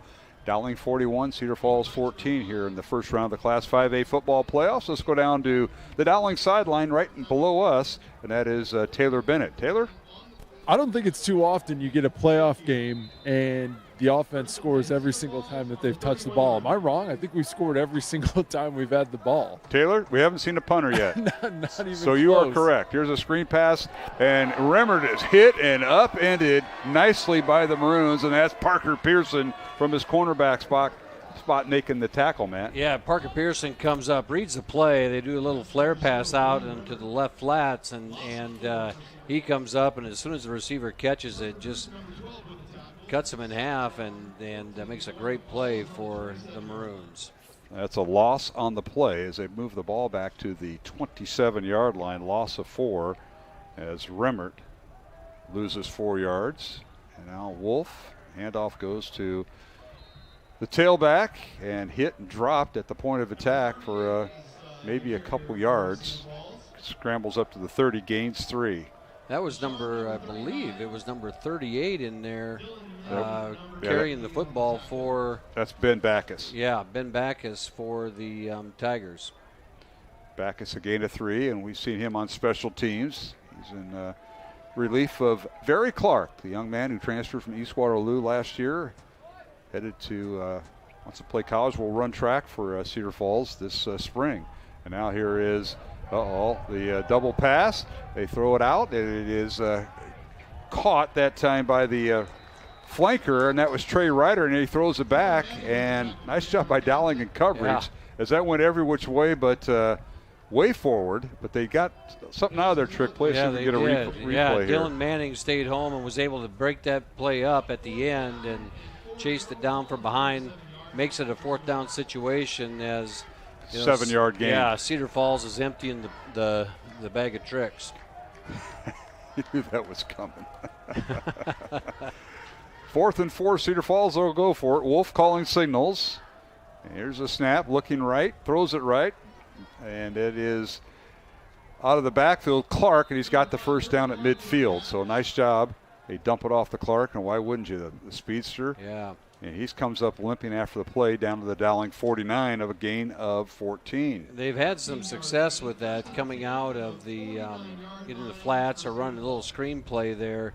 And again, Dylan Manning on a stop along with, I believe it was Jackson Miller. First down, Cedar Falls. Leighton Wolf, under center, hands it off to Clark, and he's hit and stood up, may have lost a yard back to midfield. So a loss of 1 will bring up 2nd and 11. We got a number 39 out there now, but I'm pretty sure that's Aiden Ducharme. I don't know if they switched his jersey or what, and just trying to pick up who that was, but he was 0. He was 0, but I gotta believe they switched jerseys on somebody. I don't know. Yeah, we'll see here. Back to throw is Wolf, setting up the screen, fires it out, and it's caught. Clark with the catch, and a nice hit initially by Manning. Makes a stop right about the 49 of Dowling for a gain of 1. He does, and Manning's there to make the stop, and Aiden Ducharme in on the play there. Yeah, he's got 39 on now. 39. Yep. There's a story there. Yeah. There's a story there because there's, that's Max Thole who's listed as 39. And now that's not Max Thole. Here's a quick pass that's caught by Karsten Meester inside the 35 of Dowling down to the Maroon 34, gain of 15. One of the better passing plays they've had is him coming across the middle, hitting his receivers there in stride. All right, they go back to the ground, and Barry Clark with the ball carrier, and they move him down to about the 33-yard line, gain of 1. Gain of 1, and final 4.5 minutes. Dylan Manning makes the tackle and kind of lands on him. He gets up a little slow, but back in motion. He's used to taking some hits. All right, here's Wolf back to throw, has time. Rolls to his right, fires it out, and the pass is caught nicely that time by Kai Smith.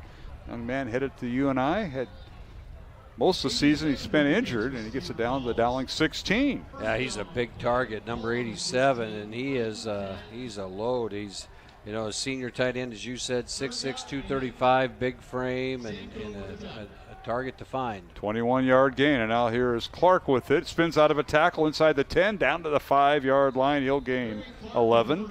It's first and goal, Cedar Falls. And he showed some of his ability to keep his balance and stay squared up as he runs down the field and is able to make a nice play for the Tigers. First and goal, Cedar Falls. Wolf back to throw. Looking in the end zone. Now has to run out of the pocket. Fires it in. It's nearly picked off, but falls incomplete as Will Barretto, the Dowling free safety, knocks it down. Thrown right to him. And he was, I think he was shocked. He was thinking about how far am I going to run the other way. That would have been 95 yards. It would have been 95 yards. There was no one in front of him. All right. Second and goal from the 5. They hand it off to, oh my goodness, Barry Clark and meet Ian Middleton. Running back, running back. Ian Middleton sitting there on that left edge and comes off and just meets Clark in the backfield and lowers the boom. Injured Dowling player on the play, and you don't like seeing that. Hopefully it's just a cramp, and I think that is Owen Pins. Yeah, it's Owen Pins, and he's been dealing with a lot of sickness over the last 3 weeks, so let's hope he's all right. All right, we've got a stoppage on the field. We'll keep it here. Let's go down to Taylor Bennett. And Taylor, we've got a few interviews to do here on the post-game show. I'm not going to put you on the spot. You know what? I'm going to put you on the spot. Any ideas? and you can't talk to any of the coaches. Don't talk to the coaches that were yelling tonight. Talk to the kids. We're not asking them. Well, I think we interviewed Parker Pearson this year. He's had a heck of a game, I think, tonight. He's put some receivers on their butts tonight. Well, super intense. I was thinking about, we should give those young guys up front a little airtime. Yeah. Either Cade Krause, we interviewed Carter Smith earlier in the year. We did interview Carter Smith. Cade Krause and Josh Miller. That offensive line has done a heck of a job tonight. And maybe Ian Middleton. I don't know if we've interviewed. We have. I'm looking through my notes. Yeah, you check your notes. I think Parker Pearson and one of the linemen. Yeah, okay. Hagen or Krause. Okay. Oh. We've had Jake Peterson on. Okay. But I was going to say we've had the tight end on. We've had Miller on because he does some of the dirty work. Yep. So we're kind of spitballing here for our fans that are listening here on Iowa Catholic Radio and CISN. 3:15 to go here in the fourth quarter, and we've got a timeout charge to Dowling. Yeah, I believe so. So that's what they did. Timeout Dowling. 3rd and 8. So you have a 3rd and goal from the 8-yard line with 3:17 to go. And we're back to action here. And they're going to reset the play clock, and they do. One update, Johnston leads Waterloo West 49-14, so Johnston will advance. And the last score I got from Valley and Sioux City East, still a close game. So. Johnston will play the winner of Sioux City East and Valley. That is a close game over at Valley Stadium, and now they do a little shift here. Interesting call. Out of the Dallas Cowboys' old playbook. And here is the double reverse. They're going to throw it back to the quarterback. Wolf, he jumps in the end zone. Did he get in? Touchdown. Nice little play that time by Cedar Falls. Trey Ryder, who ended up getting the ball on the reverse, kept it and threw it in the end zone to Wolf for the touchdown. Nice play there as they showed, we saw something like that earlier. And Sioux City East leading Valley. Sioux City East leading Valley? With 9 minutes to go, 28-21. Unbelievable. How about that? So touchdown Cedar Falls. And now the extra point by Cale Harms. And the hold by Jackson Hartzell. And the long snapper is Cade Steffen for the Tigers. 41-20 is our score. The extra point is good. 41-21. Dowling with the lead. And we'll return with 3 minutes and 11 seconds remaining in the fourth quarter here at Mediacom Stadium on the campus of Drake University. Mark Amadale, Matt Mainring, and Taylor Bennett. And back with more the 5A football playoffs on Iowa Catholic Radio and CISN. Over 1,300 vehicles on WaukeeChevy.com. Schottenkirk Chevy Waukee. If we don't have it, you can build it. Newly expanded service department means we're hiring. See the openings on WaukeeChevy.com. Schottenkirk Chevy Waukee. WaukeeChevy.com. Free Godfather's Pizza begins with the download. Order through my new online ordering app and start earning free pizza and sides. It's easy. Download the Godfather's Pizza online ordering app today. Do it. Hi, this is Chris from Fireplace Superstore. And if you've been thinking about upgrading that old wood or gas fireplace in your home or adding a new one someplace that you've always wanted, we have Central Iowa's best selection of wood, gas, and electric fireplaces. So if you've always wanted to add some warmth and beauty along with value to your home, come see us at Fireplace Superstore today. 10820 Douglas in Urbandale. And we're back here at Mediacom Stadium, Drake University, here in Des Moines. Class 5A football playoffs. The winner of Dowling and Cedar Falls will play Ankeny Centennial next Friday. Will Cedar Falls do an onside? No, they do a little pooch kickoff. And fielded by Dowling. They're going to down it at the 24-yard line, does Trey Wilson. Cedar Falls goes 13 plays, 69 yards, capped off by quarterback, Leighton Wolf, the quarterback, catching a 5-yard touchdown pass from his wide receiver on a little trickery. Trey Ryder with the touchdown pass of 6 yards. And it's 41-21. Let's go down to the Dowling sideline. That is where Taylor Bennett is at. Taylor, give us an update. Some Dowling reserves getting in, so we got to throw our two deeps away and get out the roster. That's right. That's right. I don't know that we thought that coming into this game, but I'm pretty pumped about it. I think we're going Parker Pearson and Hagen for our interview. Oh, this will be the third Hagen we've interviewed, Taylor. Do you know that? His older brothers were on here. Yeah, yes, indeed. Now we got to get the two deep out as the Maroons have a 40 series tailback, and I think that is the freshman Henry Smith on the carry. Yeah, Henry Smith's been the first guy off the bench to come in after Cohen Shelton, and right now we have Jack Trump at left tackle, Carter Regier at left guard. At the center position, we have Owen Marr, and then we have Max Thomas at right tackle, and I believe, well, I didn't get a number there.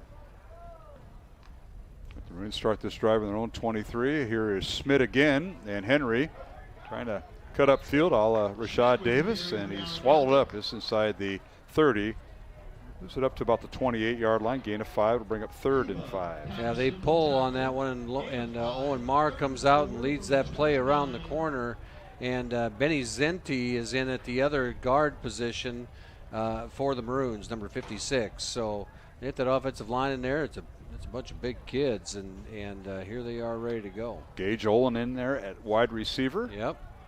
And the other wide receiver is Jimmy Neha. So.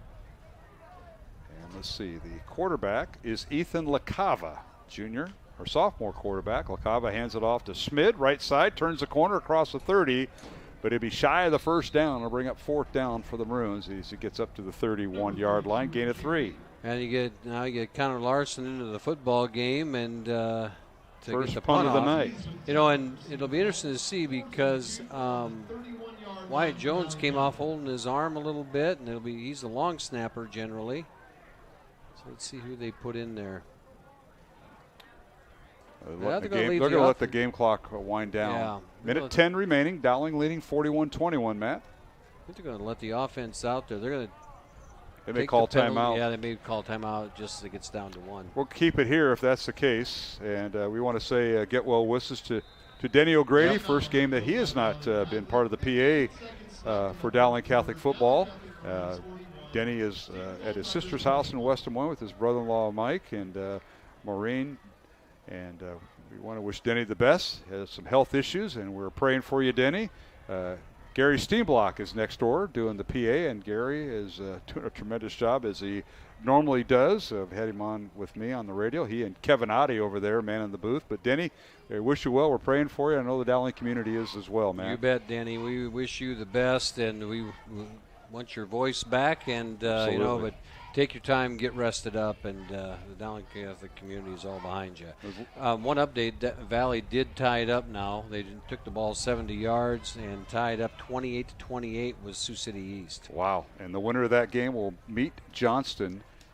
And Johnston's the 5 seed, so if Valley wins, it'll be Johnston at Valley. The Tigers are the 4 seed, and Sioux City East is the 13th seed, and they've got a tie game over there at Valley Stadium. Now the Maroons set the punt, and I'm not sure if Wyatt Jones is in there. High snap, but fielded by the Maroons, and the punt is away by Connor Larson, the senior, and Dowling lets it roll. Down to the 30-yard line is where the Tigers will have it with 46 seconds remaining here, Matt. And the Maroons moving on as they get to play one more game next week right here at MediaCom Stadium. They'll host Ankeny Centennial with 46 seconds left in this one. And one update, the Southeast Polk has tied Pleasant Valley, so that game's 21-21, I believe, into the fourth quarter now. And Liberty still maintains its 17-14 lead over Waukee. And so those are all the scores, I believe. Great job. CIML teams at the moment. High formation for Cedar Falls, and they hand it off to the tailback in there now, and that's number 41, Owen Hatcher, the fullback, 5'6", and 180 pounds, and gets it across the 30 to the 32-yard line.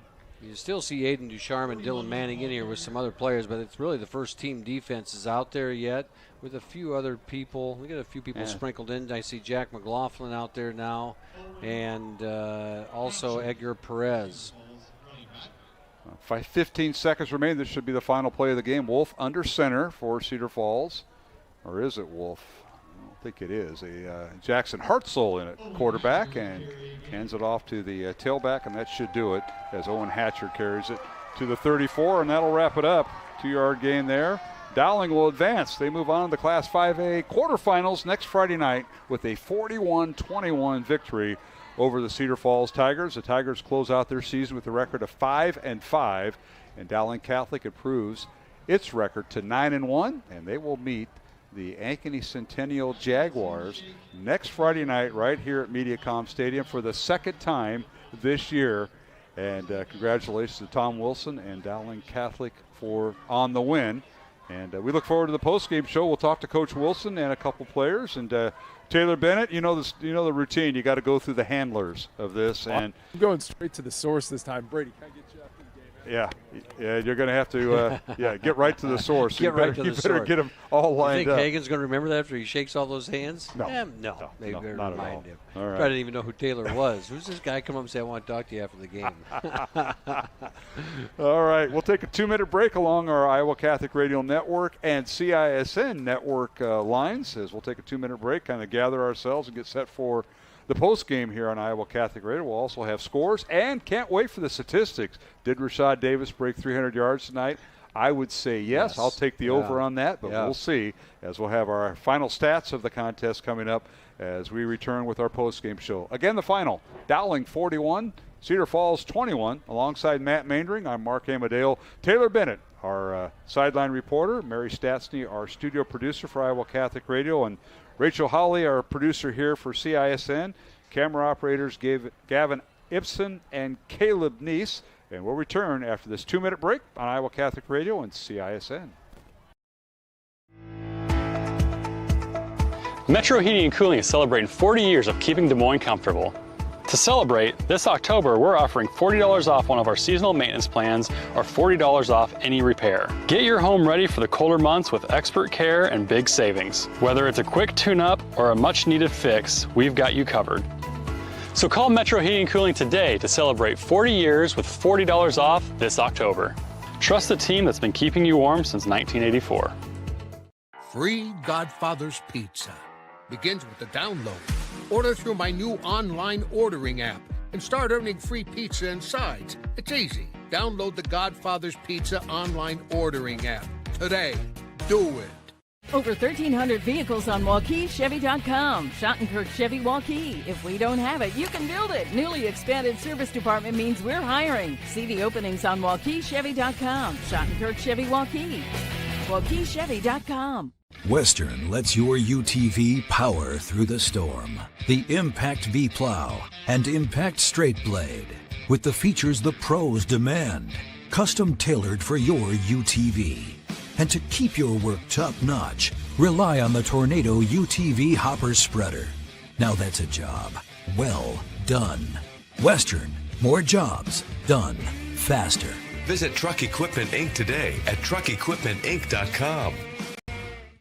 DeArmond CDJR Knoxville with these outstanding offers. New Grand Cherokee 4xe Trailhawk with up to $13,000 off. New Dodge Hornet RT also up to $13,000 off. New Jeep Gladiator Sports receive 14% off MSRP. And new 2024 Ram 1500 Bighorns with over $10,000 off. And we want your trade. Receive $300 to $500 more or we will buy it from you. Incredible savings at DeArmond Automotive Knoxville.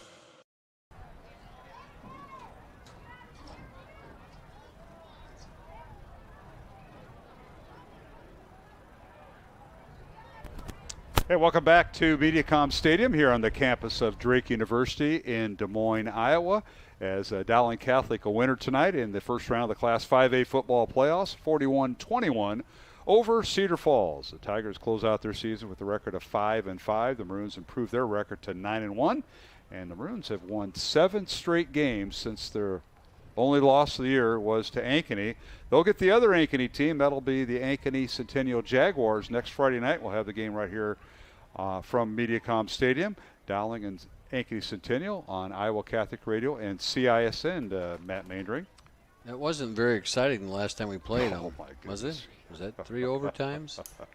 Yeah, who's counting overtimes this year? Yeah, that was only the second overtime game we had. It's going to be an outstanding football game, and, you know, it was big plays early. You know, Dowling played a terrible first half, and Ankeny Centennials just set the tone in the first half and came out to a big lead, and then, you know, Dowling came back and got it to overtime, and 3 overtimes later they walk away a winner, and just 2 great football teams going at it next week. And post-game activities going on. Oh, I see the media's. I hope Taylor's fighting for his right to the media, because there's some people, the radio stations, maybe TV, talking to some of the players. But how about this? Rashad Davis tonight, 44 carries, 335 yards, and 3 touchdowns for the Maroons. Cohen Shelton, 10 carries, 67 yards. How about Joey Nahas, 5 for 5 passing, 55 yards.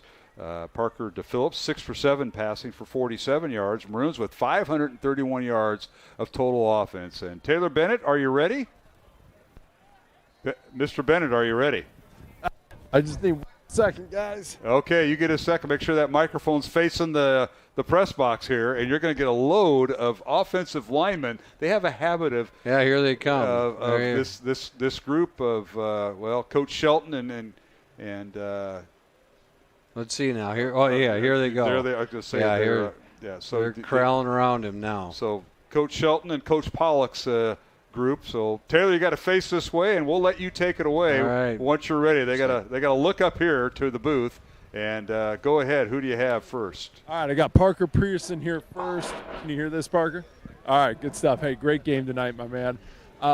It's an attitude. It takes an attitude to put someone on their butt when you're out there playing on an island out there. I saw it multiple times, and every time the wide receiver was getting up with their hands up, they were looking for a call. I think you were just fighting the whole time. Yeah, I mean, every play it's going to be a dogfight, and I got to just go out there with give them 100%, and it's just going to play without my full mentality and just go out there and compete with my boys. Love it. I love that attitude, because that's what it is. Anytime you're out there playing corner, whether you're a wide receiver, you're a corner, and you're just on a fight the whole game, man. What's it like? What's the intensity like this time of year, this week in practice? It's a new season. Yeah, you know, it's killer be killer in that mentality for us. We know that every play we got to play it like our last, and it could be anything. We just got to go out and have fun and give it our all. Awesome. What do you got, guys? Hey, Parker, this is Coach Mainring up here, and, one of the things we've seen throughout the year, you draw their best receiver. And talk about that challenge that you get game in and game out. Yeah, I look forward to that matchup every time going against the best. I'm used to it, and I just got to go out there, give it my all, and just go out there and fight with my boys, my team. Talk about your position coach for a little bit. What does he mean to you? He means a lot. He's helped me every step of the way. When I got to Dowling, he's made me a lot better player, and he's just been able to build me on and off the field. And your position coach, is that Coach Moats? Yep, that is. Yeah, he does a good job. Hey, yep. Parker, how about great read. You talk about the best receiver on the team. It was Will Remmert, the coach's kid, yep. 95-yard kickoff return, but they were setting up that screen pass a lot, and you blew it up. You tackled Remmert for a loss back in this third quarter, I believe. That was quite the play. Oh, yeah. I saw that right when the play snapped. Just got to put my foot on and just go. It's my mentality. All right. Well, Game 1 is down in the playoffs. Game 2 is Ankeny Centennial for the second time this year, Parker Pearson. Best of luck next week. I know you'll bring it your all. Thank you. Appreciate it. All right. Parker Pearson Thanks, on our Parker. post-game show, starting cornerback for Dowling Catholic. And do we have the tackles on the stats? We should probably look that up. Yeah. Man. Here we go. Here comes the this is going to be real. If you're watching on CISN, we're going to send it down to Taylor Bennett. We might be able to hear this because the whole offensive personnel is around him. Taylor, take it away with one of the offensive linemen. Yeah, we got Brady Hagan here. He's rocking his USA headband. I love the vibe, man. What was it like out there tonight? Man, it was awesome. I mean, I play next to my brothers, man. I trust them every single play. I mean, my left tackle Barrett, man. I know Carter. Smith. I know we can rely on him, man. We move as a unit, man, and that's one thing that's different than any of these other teams we go against, dude. I mean, we just grind every day, and we want to be the best versions of ourselves, and we want to go beat them every single play. This is like interviewing Ric Flair right here. This is awesome. That was a masterclass on the offensive line, fellas. Everybody on offense tonight was giving it their all. It would seem like the same play every time. It was run up the middle, between the tackles, breaking tackles, the line's pushing the defensive line 5 yards back every play. What'd you guys have going on tonight?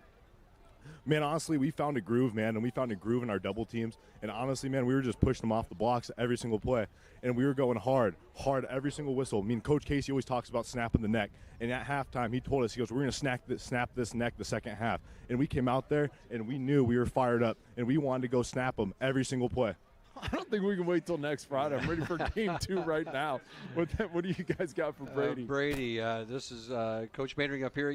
Talk about the leadership from Carter Smith and what he's meant to your offensive line. You got a young offensive line, and you got the senior anchoring. You talk about that a little bit.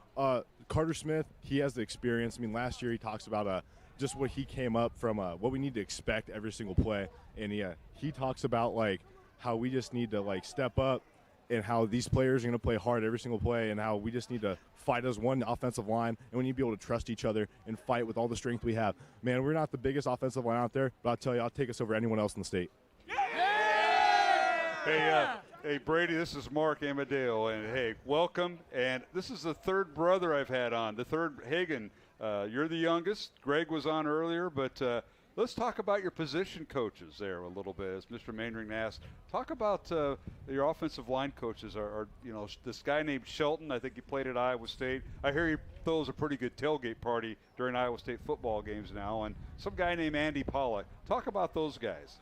I mean, Coach Casey Shelton, he challenged me mentally every single practice. I mean, Coach Casey, he's always on my butt, and he's always like telling me what to do, and he's always arguing with me and trying to get in my head. And Coach Pollock is always making sure I'm doing reps perfect. I mean, they're on me every single play. Good play, bad play, they're always on me. I mean, I think that's what made me really form from freshman to sophomore year, was just knowing that every single play, there's always something to work on. And they're perfectionists. That's the biggest thing I could say about our coaches. They're all perfectionists, and that's what really makes us work as one group. Even though we're undersized, man, we're underclassed. I don't care about any of that. And they put that in they instilled that in our minds. And we just go out there, and we know that we're fighting for something bigger than just this team. We're fighting for all the Dowling Catholic alumni and everyone who played before us. Hey, Brady, you were ready to go overtime. I mean, the way you're talking now, your older brothers weren't this ambitious. Brady, I'm wondering now, who is your speech coach here? Who's giving you your interview skills? Yeah, who is this? Who's your teacher that's giving it to you here? Well, I mean, I am in debate a little bit, but Yeah, no, a little I bit. appreciate that. Thank you very much. You bet.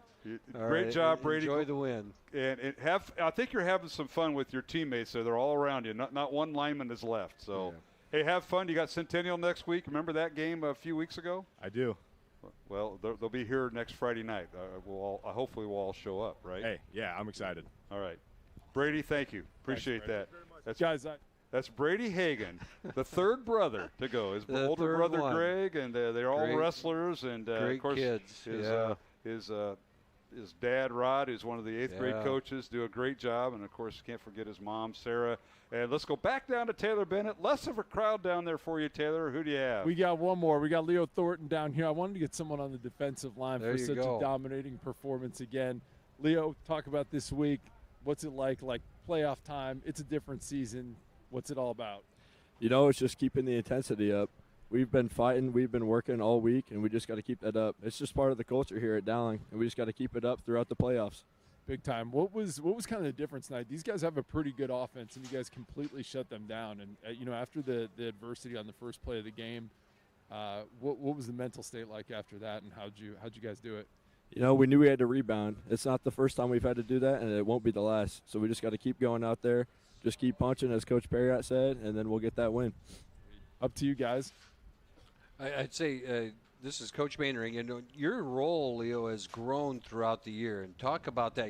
Tonight you had an expanded role. You were out there for a lot of snaps. Talk about how the season has progressed for you this year. It's gone well. I've had Carter Smith right here, always helping me out, always having my back when I'm having a bad game. And I've just been able to pull my weight a little bit more, go out there and just hit somebody.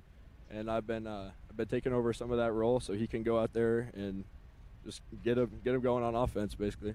And Leo, I want to talk a little about that because it becomes a trust factor. Do you know your coaches trust you when you get out there for Carter? Yeah, Carter has won the job, but now they trust you, and Carter can kind of stay on the offensive side.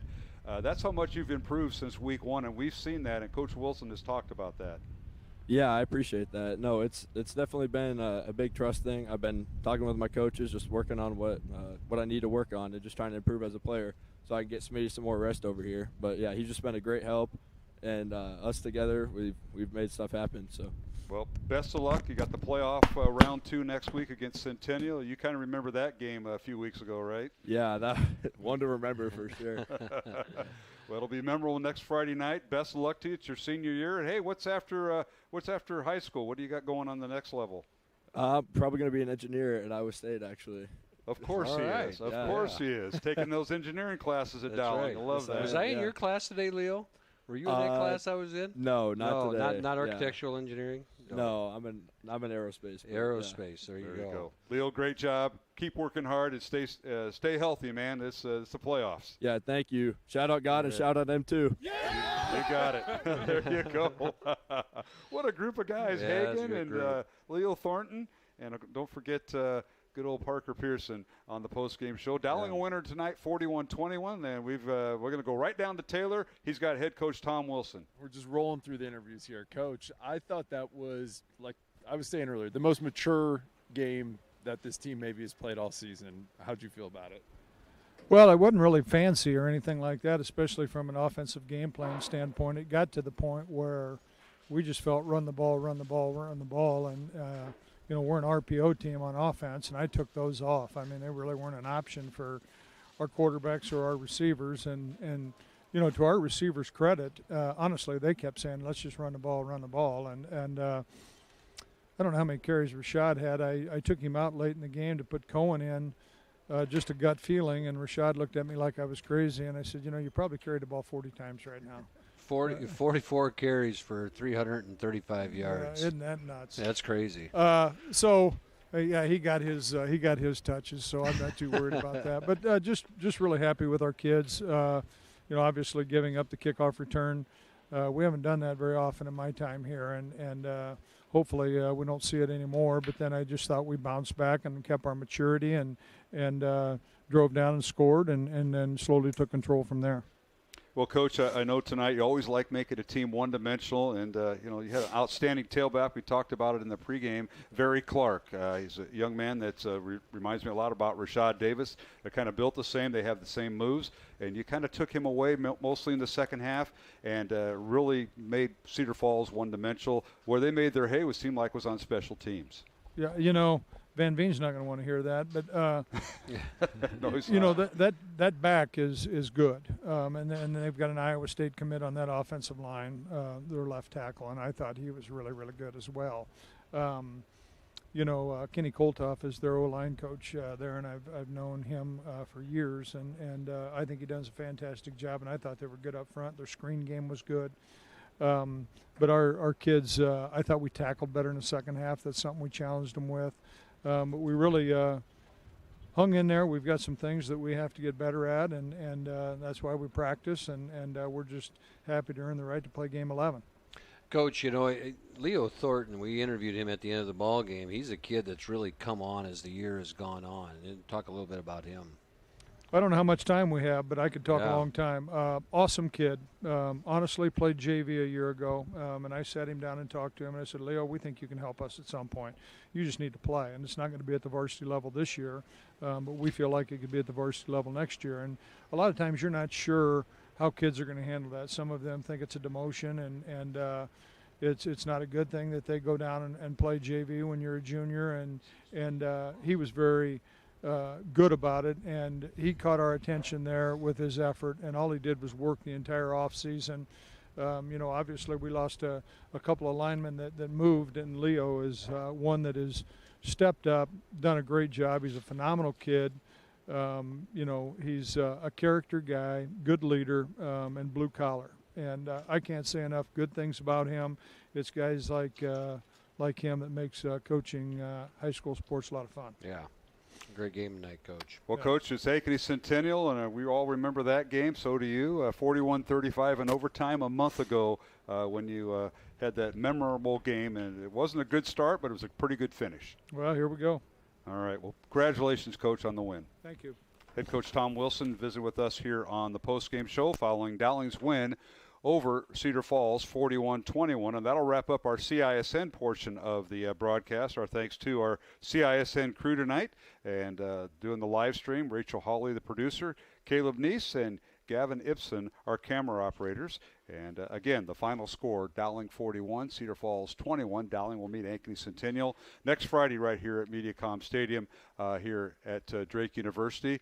And for Matt Maindring, I'm Mark Amadale and Taylor Bennett. And, of course, Tim Ives is our halftime guest. We're going to say so long on the CISN Network.